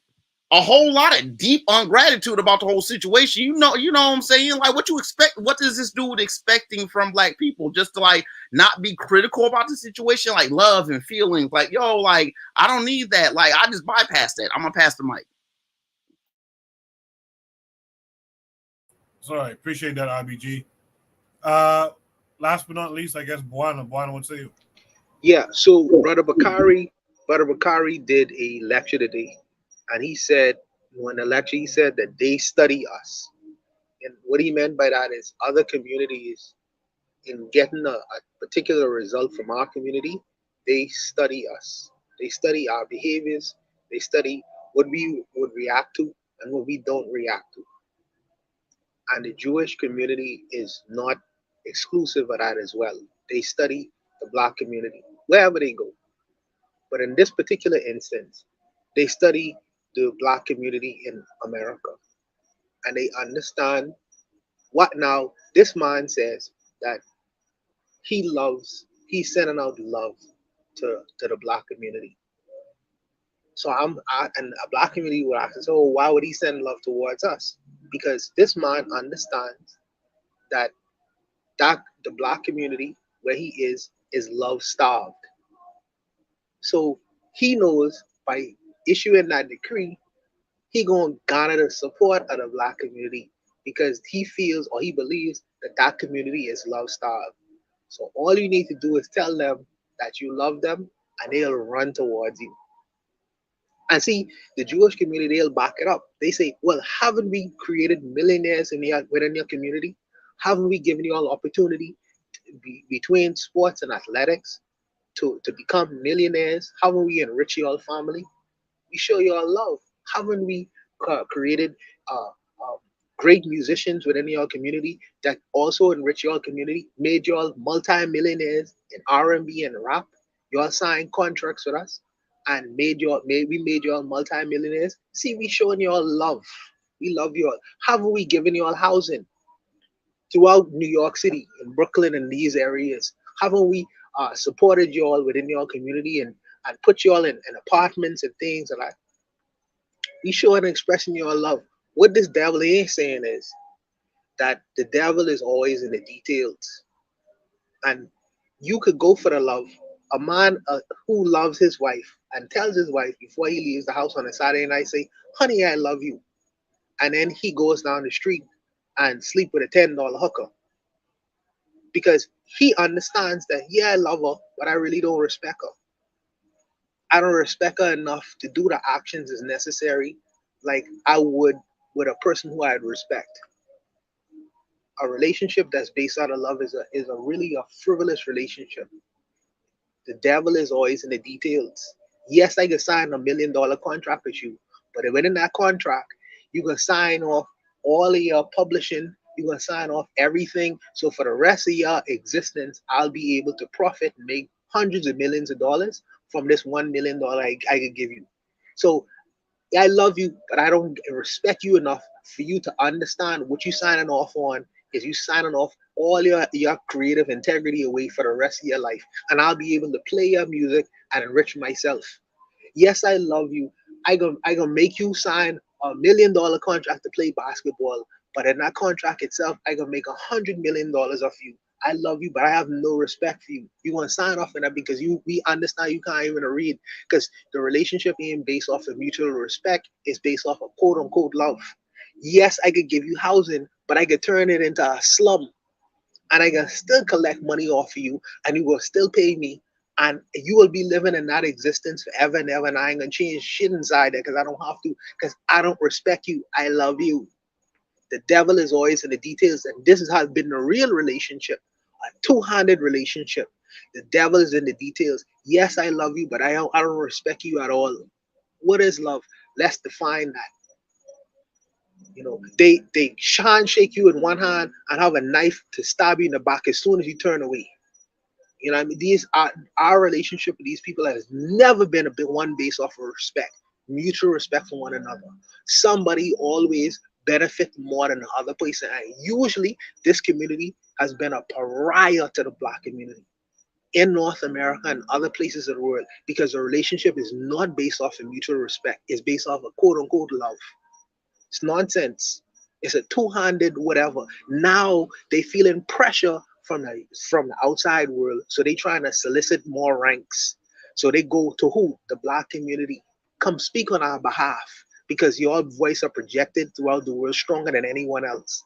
Now it's time to recruit y'all by showing expressions. We can tell them we love them, so we can recruit them into our ranks because they could speak for us around the world loud because their voice is respected. Where they never have spoken for the black community anywhere. It's a two-handed kind of comment. And like I say, because our community is love starved, we gonna run towards it and say, "Oh, look at that! The Jewish man tell us he love it. Well, let's see what he." No, you gotta think twice. The devil is in the details. The devil is always in the details. And I would implore my brothers and sisters, when you have relationships outside the community, always look at the details, not these little glaring overt comments or expressions or we love you, we care about you, or whatever. Read the contract, read the details of the contract. That's most important. But I'll stop there. As you were speaking there towards the end, I kept picturing the image of the black athlete who wins the game or wins the championship, and they're always photographed in this embrace, this what's supposed to be a loving embrace, and it's usually a white man hugging them. And I look at that and I say, man, I wish our folks would recognize what's going on there. This guy hugging you just made him well off. Some mediocre dude who probably couldn't play ball great himself, right? You went out there with your skills and talent, our people, go out there, we win these games, win these championships, and that gives this guy the bargaining power next time he goes to try to get a contract to get a bigger bag. But they'll sell this image to us, and I'm sure a lot of us, probably a lot of our children too, who see this, young boys who see this, look at this thing and say, oh man, that guy there, that white boy is like a father to this black man. I always remember Kevin Durant, the basketball player, when he won the MVP some years back, the MVP of the NBA. He gave a speech and it went viral. Some parts of it went viral where he said his mother is the real MVP. And so I had the impression that, I guess KD was one of these single parent stories. No, he wasn't. That man's father's in his life. But for some reason, right, the man's father's like a police. It's not like he's a deadbeat or something. For some reason, the mom is the MVP. So it's just interesting how, putting it all together, how we get this usury, right? But we think it's love. We think it's a loving gesture. When really, like Juana's saying, look at the fine print. Look a little closer. This person has taken advantage of you. Is there any other thoughts on this prompt? All right. We have a few minutes left. We have like 13 or so minutes left. You know what I want to do? Let me drop the last Shoot the Breeze topic tonight. This is kind of a bonus. This is Shoot the Breeze topic number 6, and I promise we'll be done after this. It says, could his analysis of the diaspora in America be correct? This came with a link to YouTube. Short video, I think. Yeah, we'll watch it and then we'll discuss. What's going on here? Or did they preserve their authentic African culture? And what Soul is saying is that they were robbed of their culture. And so they picked up the culture of the people around them. And the people around them were rednecks. And if you look at the white redneck culture and the black redneck culture, they have a lot of the same values. They don't particularly respect education. They love Jesus. They use violence in their conflicts. There's just, a lot of the same values and a lot of the same outcomes. And even Ebonics, which is, Black English, is actually all from the west of England. So it's actually this, what? It's from the west of England. So for example, if you go to places like Cornwall, there used to be these amazing ads on British TV, right, for this Devon custard or whatever. And they would always say, Devon knows how they make it so creamy. And they all talk like this, right? And so it doesn't sound like Black English, but they do say things like, I be doing that, and we be doing this, and you be doing that, and they be doing that. And so there's that use of that copula be, right? There's always been a big question, were Black people robbed of their culture, Or did they preserve their authentic African culture? And what Soul is saying is that they were robbed of their culture. And so they picked up the culture of the people around them. And the people around them were rednecks. And if you look at the white redneck culture and the black redneck culture, they have a lot of the same values. They don't particularly respect education. They love Jesus. They use violence in their conflicts. There's just, a lot of the same values and a lot of the same outcomes. And even Ebonics, which is, Black English, is actually all from the west of England. So it's actually this, it's from the west of England. So for example, if you go to places like Cornwall, there used to be these amazing ads on British TV, right, for this Devon custard or whatever. And they would always say, Devon knows how they make it so creamy. And they all talk like this, right? And so it doesn't sound like Black English, but they do say things like, I be doing that, and we be doing this, and you be doing that, and they be doing that. And so there's that use of that copula be, right? There's always been a big question, were Black people robbed of their culture? Okay. This kind of brings the show full circle, I guess. In the chat, Trigger says Soul is wrong. I don't know, man. That book, Cracker Culture, makes a compelling argument. Maybe you'd like to break it down. But in the meantime, for time's sake, just to keep it brief, Black Steel, what say you? Man, I can't stand anything with Thomas Sowell in it. That man is wow. But anyways, no, he's not right. This whole deal about Black people not valuing education is a lie. So first of all, at the end of the Civil War, where basically Black people were mandated by the state to be uneducated. So once our ancestors, at least here in the U.S., once the moment they were free, they started founding Black schools, Black colleges, to the point to where we had a higher literacy rate in 50 years, higher than the white people around us. So this idea that Black people don't value education is simply not true.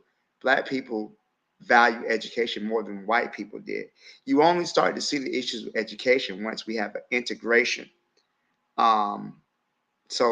And Black people were systematically funneled into the school to prison pipeline. But this idea that Black people, that's a lie. Using the word be in language, that's something that's common. I think that's very common in many parts of Africa. I'm not an African linguist, but I'm speaking for myself or my family being Gullah Geechee. We definitely can trace back our linguistic history all the way back to even to Sierra Leone. So, or what is now Sierra Leone. So this dude, he's such a hack. No one ever brings out, he's an economist, but no one ever brings him out to talk about the economy. They only bring him out to shit on Black people.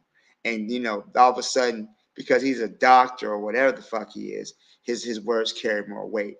But he never has any standing in his field. I've never heard him push any type of economic theory. I've never heard him any critiques on the U.S. economy or global economy. It's just always talking shit about Black people. And white people eat this nigga up. I can't fucking stand Sowell. I'm sorry, I'm inventing, but people really take this dude. He's a hack. What is he published? What's standing? What economists cite his work? The only people who cite his work are racist white people when they want to talk shit about Black people. I'll leave it there. Thank you. I don't not agree with you. What I'm saying to trigger, what I'm saying that trigger is, I guess, kind of commenting to the chat, and I'll read some of those comments in a second. I'm saying that proximity does influence your culture. Domination will influence your culture. I'm not saying that Black folks in America wholesale got their whole flow line for line, bar for bar from these folks, but there is definitely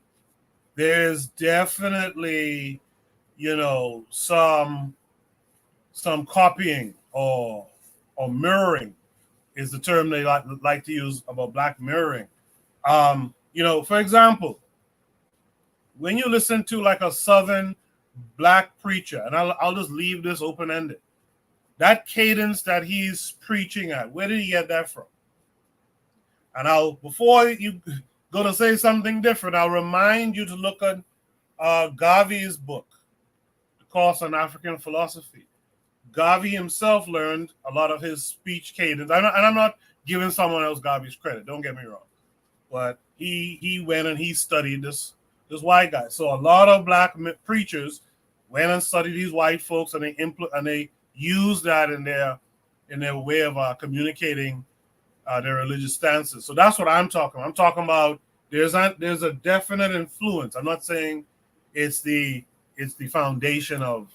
Well, I think you're right. There is some influence, but I think the African influence is always greater because many of our church services involve call and response. That comes straight from Africa. When a black person gets the spirit, when they get the Holy Ghost, how they act, how they mimic the way the spirit enters them, that's straight from Africa. That's white people, especially Europeans, when the way they related to their God, when they had their spiritual, they didn't do that. Most church services where white people are quiet. You rest in contemplation and prayer. So even the way we relate to Christianity has its own African forms. I think that so well he overlooks so much to come to his conclusion.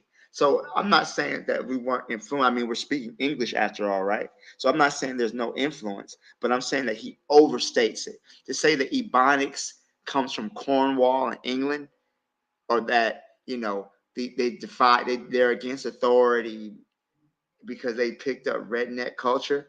That's such a stretch to me. All right. Yeah, thank you for that. Let's have from Oni. Again, let's keep it a little bit brief for time's sake. Oh, yeah, I could I mean, again, I don't know. I don't know. If people were enslaved, and of course, African people were enslaved, but if people were enslaved and their overseers were the only people speaking English to them, chances are they would have adopted the English patterns of the Absolutely. overseers. I think that's the argument that he was making. I didn't read his book. I think I saw an excerpt, and the argument was that the overseers inflections and dialects or whatever was the adopted language. Now, the thing with language acquisition or language whatever is that it's mutual, and not just that too, but and of course, it's not necessarily mutual if they're doing it in Ireland, like he said, but uh there's yeah, I mean, I don't see the reason to dismiss an Irish influence. I don't see the reason to do that. I think obviously, there's an African influence as well.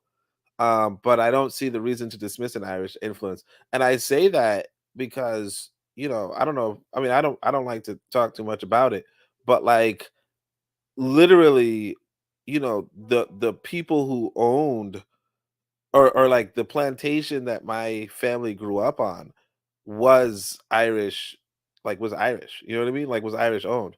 So I don't see I don't know what black people would be saying by saying that they learned the language. Like they like we're all speaking English, right? Technically, right? We're all speaking English. So I don't see like we obviously didn't get it from the Queen, or the English Queen. So I mean, yeah, we probably got it from overseers. We probably got it from enslavers. We probably got it from the worst group of white folk. And so when it comes to dialects, yeah, you will have a unique dialect based off of your unique experience, and it's not going to just be a purely African dialect anyway, because again, you're speaking an entirely different language. And so patois is, patois in Jamaica is going to sound different from patois in Trinidad, or it's going to sound different from pidgin in Nigeria. And there's a lot of different language influences that come into play. But everybody knows that everybody sounds different all over the world based off of their own unique experiences, and the unique experience inside of America is going to be that like the particular class of enslavers and the particular class of overseers in particular. So I don't know what's so contentious about this idea, that possibly that this group of overseers influenced the language of African people in America. Because yeah, I mean, obviously the I mean, I think the Irish also had an influence in Jamaica, but they might not have had such a strong influence in Suriname, or you know what I mean, where the Dutch would have a bigger influence. And the same as how in Nigeria or inside of Angola, you might have a more Portuguese kind of pronunciation. So I don't really see the issue. Trigger Happy saying you have the culture. I don't know if anybody thinks Black Americans don't have a culture. I think no, I think when he said that they were robbed of their culture. So I mean, I think this white guy says that I know. Sorry, Coco said to be brief, so I was trying to stop saying something, but I'll just say that when this white guy is saying that Sowell is arguing that we were robbed of our culture, and so yeah, I mean the exact culture that you had before you came to America was gone, and you were rendered human chattel. Like you were not you were no longer Songhai or of the Songhai Empire or the Mali Empire or what have you. You became human chattel, and so in that respect, there was a lot that was lost, and what was replaced with it would have been some of the overseers and the enslavers culture is what I take from it. Yeah, that's what I take from it too. But what I'm picking up from, and thank you for that, Oni. What I'm picking up from Black Steel and Trigger Happy 262 and the Plus is that it seems Sowell is saying that Blacks in America completely don't have a culture, which we know that's to be nonsense. I didn't know he was that high level of a Sith Lord to believe in such absolutes. Like I didn't know that. So I'm learning something here. He's on that absolute shit that Blacks in America have no culture, no African pretensions, and of course we know that's not true. So that's what Bakari them are saying in the chat, which now makes me understand, what the disdain is and what's being said. But I think you're still correct, only that of course you're around. It's the same thing. I think if you're around these people, like for example, I'll be brief. My grandparents, I told Juan this before, are from an island called Eleuthera, from a settlement called Topmet. These people had been around so many English people for so long. If you listen to these people, they speak kind of with a British accent almost. So it's to be expected. But anyway, let me stop for time's sake.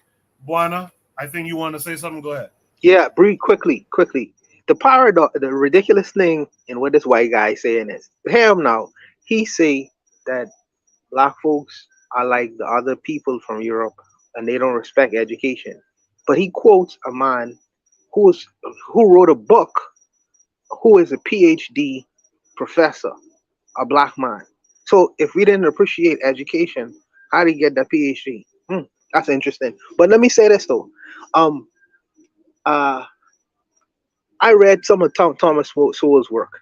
And I mean, I know he's get a lot of brothers rile up, but I try to take a dispassionate view in terms of some of the ideas that he put forward. Some of them I think he get right.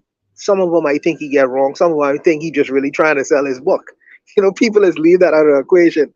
Some brothers are not necessarily completely academic. They trying to sell their wares. And he know in certain spaces, which is white folks who go and purchase his books, that if you put a little bit of that Brooklyn magic, I think you're from New York City, put a little bit of that Brooklyn magic, sprinkle a little bit of racism in it, he'll have these white folks, jumping off of cliffs. And he get the result that he wanted because he sells many of his books. Would he have been able to sell as much books if he was just solely selling specifically to black folks? I don't know. But the reality is that within America and within the Caribbean and all these other places, we are attached and assigned to a particular history because of where we are, our environments that cause us to be in particular areas. So we would have mixed with many different kinds of people. They would have made impressions on us, and we would have made impressions on them.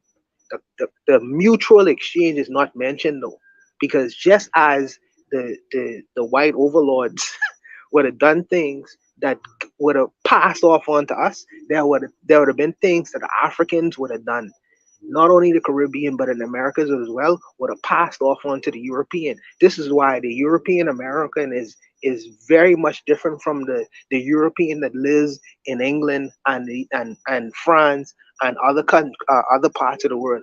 They are very unique because their experiences are cross cultural. Where you have just a one particular man, a white man in Europe, because of the European white man experiences with the Indian man, the black man, the Chinese man, all these cultural exchanges would have made impressions on the mind of the people that have to exist in a particular space.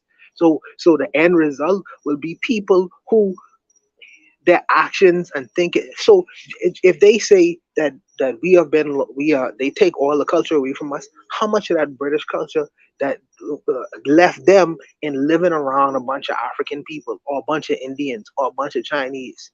They're not completely Italian anymore. They're not completely English anymore. They have become something a little bit different now, since they live in a space where you had exchanges that existed for hundreds of years. So it's ridiculous to say, well, we've been completely denuded.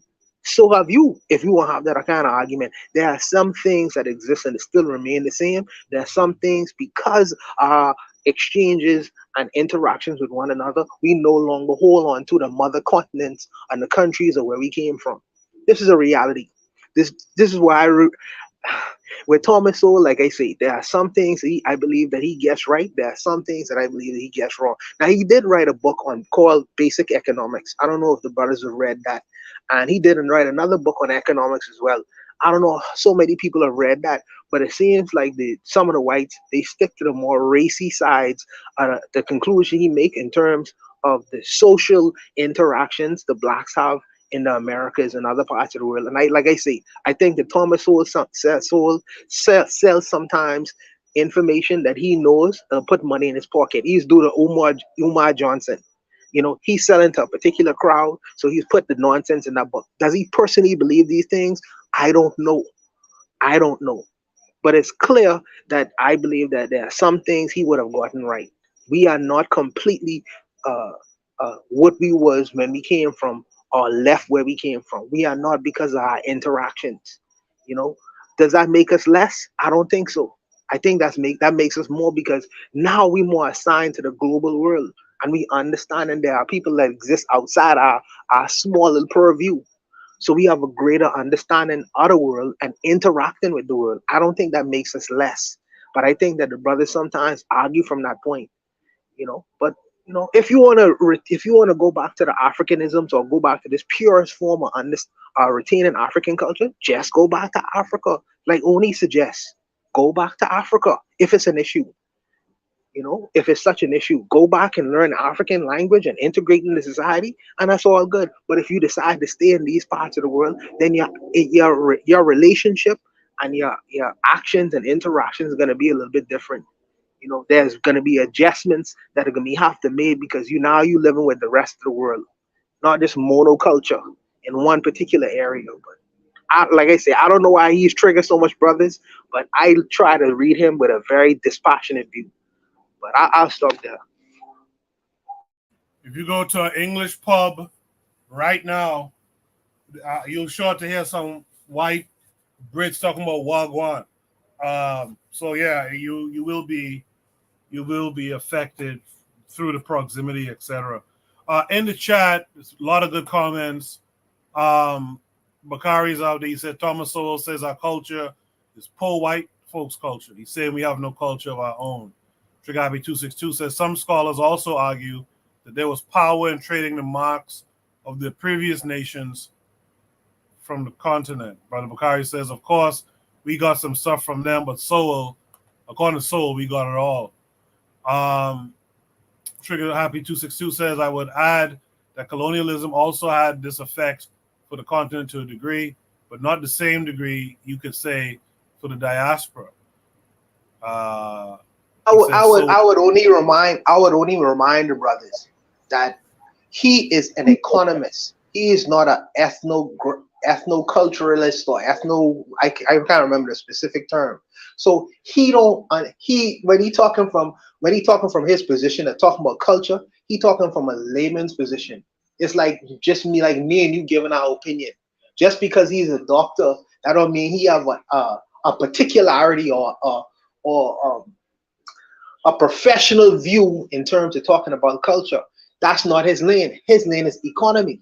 So, like I say, but he just giving his opinion. He might have put it about in a book, but it would be more intelligent of us to refer to a black ethnographer or a person who studies culture to be able to explain what's going on in the history of the Americas and the Caribbean. So you read like black Africanisms and things like that. People who actually study the work itself and have degrees in that work. This is not his lane. Like it's like me taking medical advice from Oni.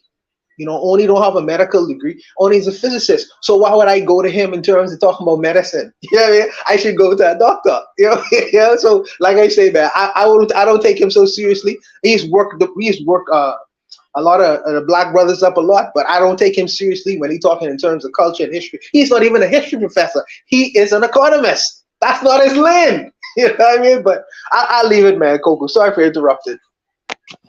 No problem. By the way, shout out to Provide Triggers for Evolution. I saw you in the chat earlier. Didn't get to shout you out. Also, Marcus Garvey is the way. I saw you out there too.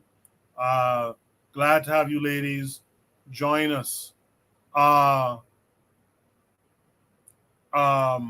Bakari says, so why use his work and defend some of it? I crap on everything. So last but not least, that brings us to Real Black Gentleman. Real Black Gentleman would say, let's keep it Well, brief. I'll try to be brief. I mean, naturally, this white boy is trying to twist something and trying to turn something. I mean, naturally, look. So, like, all black people, like, what about these? Where are these people from Cornwall? Where are they at in the Americas? Like, you know what I'm saying? Let's like, you know, localize this. Like, they weren't all over. You know what I'm saying? Not all people from Cornwall were all over. You know what I'm saying? There are Spanish people. You know what I'm saying? Down south. You mean, like, you know what I'm saying? Verb conjugations run all kinds of backwards. I mean, we're talking about the Spanish languages and the French languages. Yo, it's like all kinds of stuff. Like he's saying, he's trying to equate culture to language. I mean, yeah, I mean, there's some things that you know what I'm saying, but culture? Oh, hell no. That's a wild statement to say. Just like, oh, you are robbed of your culture. People say these things like, you gonna have to show me. You gonna have to show me. You just say some loosey-goosey shit. It's like with all these false equivocations right here, you know, a lot of the same values and a lot of the sameness, and even ebonics. You know what I'm saying? It's like, you know what I'm saying? It's like, look, black folks' language fixing and fitting to and how we cadence of everything. We can flip around on Yoda stuff all the time. We know what we do. It's not necessarily just well, these people kind of say this too. That's just verbal conjugations. I mean, there's just always people are always going to wherever they are going to flip around their language. That's just what people do. They always trick up the whole like language pattern, the subject verb and all that. They'll do that all the time. He's trying to equate with. I mean, so I don't really give him no speed either. But I'm mad at this white boy for trying to like sit here and say, "Oh, we were robbed." You know what I'm saying? It's like that's goofy shit. That's all I want to say. Like, where are these corn walls at everywhere, yo? Like, these corn walls were not everywhere. So it's like you can't sit here and say that, like, well, because black people say this. Well, these people said this in this commercial.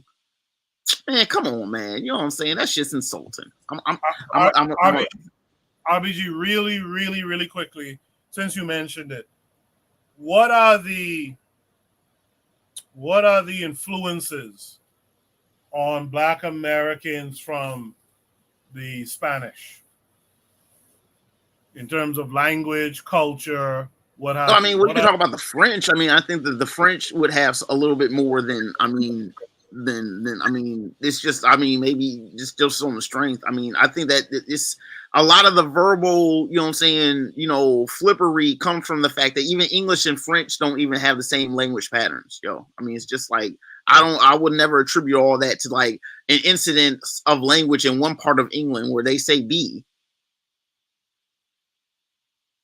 Basically, that's his argument. Well, the black folks say "I be," and, you know, I was in this commercial in this place in England, and therefore all black people are robbed. You know what I'm saying? It's loosey goosey, yo. Culture, robbed of culture. You know what I'm saying? That is sensationalism, yo. All right, much appreciated. Thank you guys for allowing me to post that bonus prompt. That's all the topics for tonight. I want to thank everyone who was involved. Bakari, Afro Native World, Trick Happy 262, KW Don 7, Sister Raw, Marcus Garvey is the way, Provide Triggers for Evolution, Daily Affirmations by Pauline. I want to thank Real Black Gentlemen, Erzuliism, Buana, the Pro-Black Perspective, and Black Steel.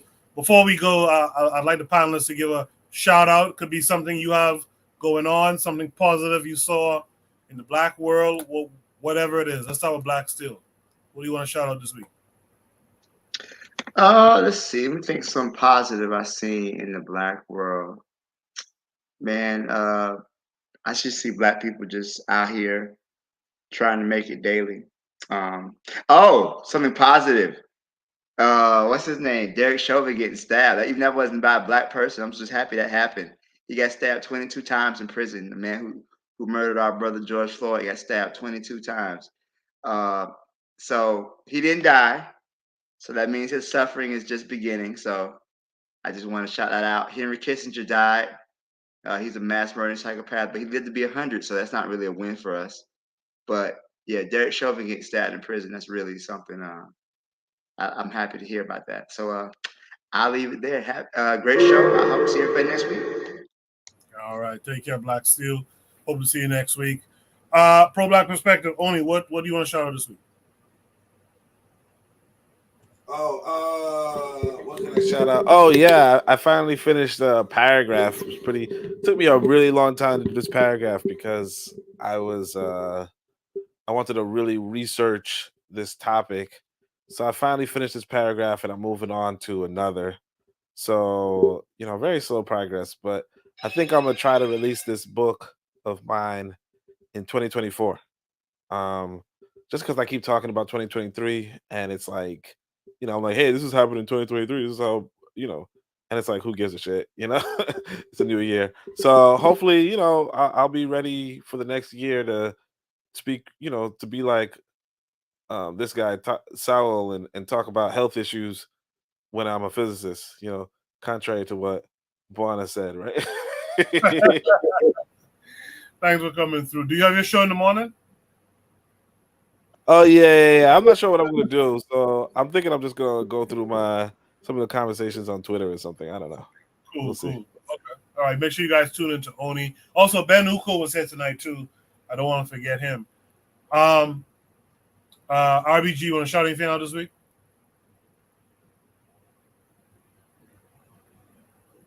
All right, I think RBG is on. No, thank you, for allowing me to speak. I enjoyed, you know what I'm saying.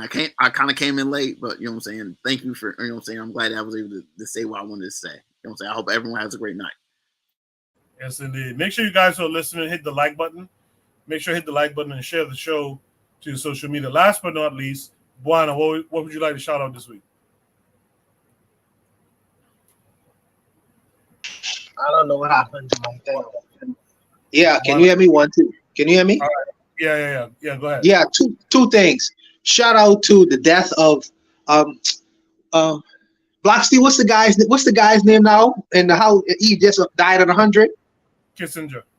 Yeah, shout out to his death. I'm glad he's dead. You know, maybe he go. I hope he's in hell like with the rest of all the American presidents. but hell don't exist. But also shout out to either it's Burkina Faso or Niger, which is now like the fastest growing economy in the world right now. I think they got rid of the French CFA, and they have renegotiated a lot of the international contracts since they got rid of the French. So I think it's either Burkina Faso or Niger, which is supposed to be the fastest growing economy right now. So shout out to them brothers for doing what they're doing right now.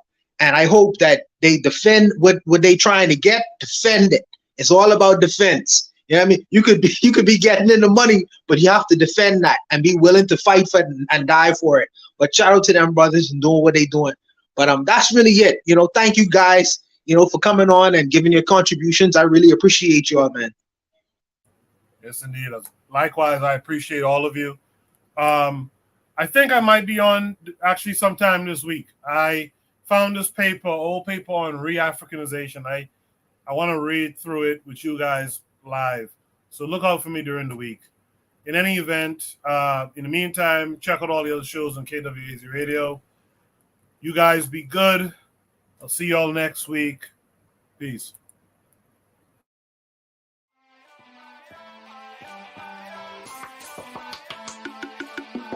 Thanks for listening to the Bitter Medicine Podcast with your host, Koku.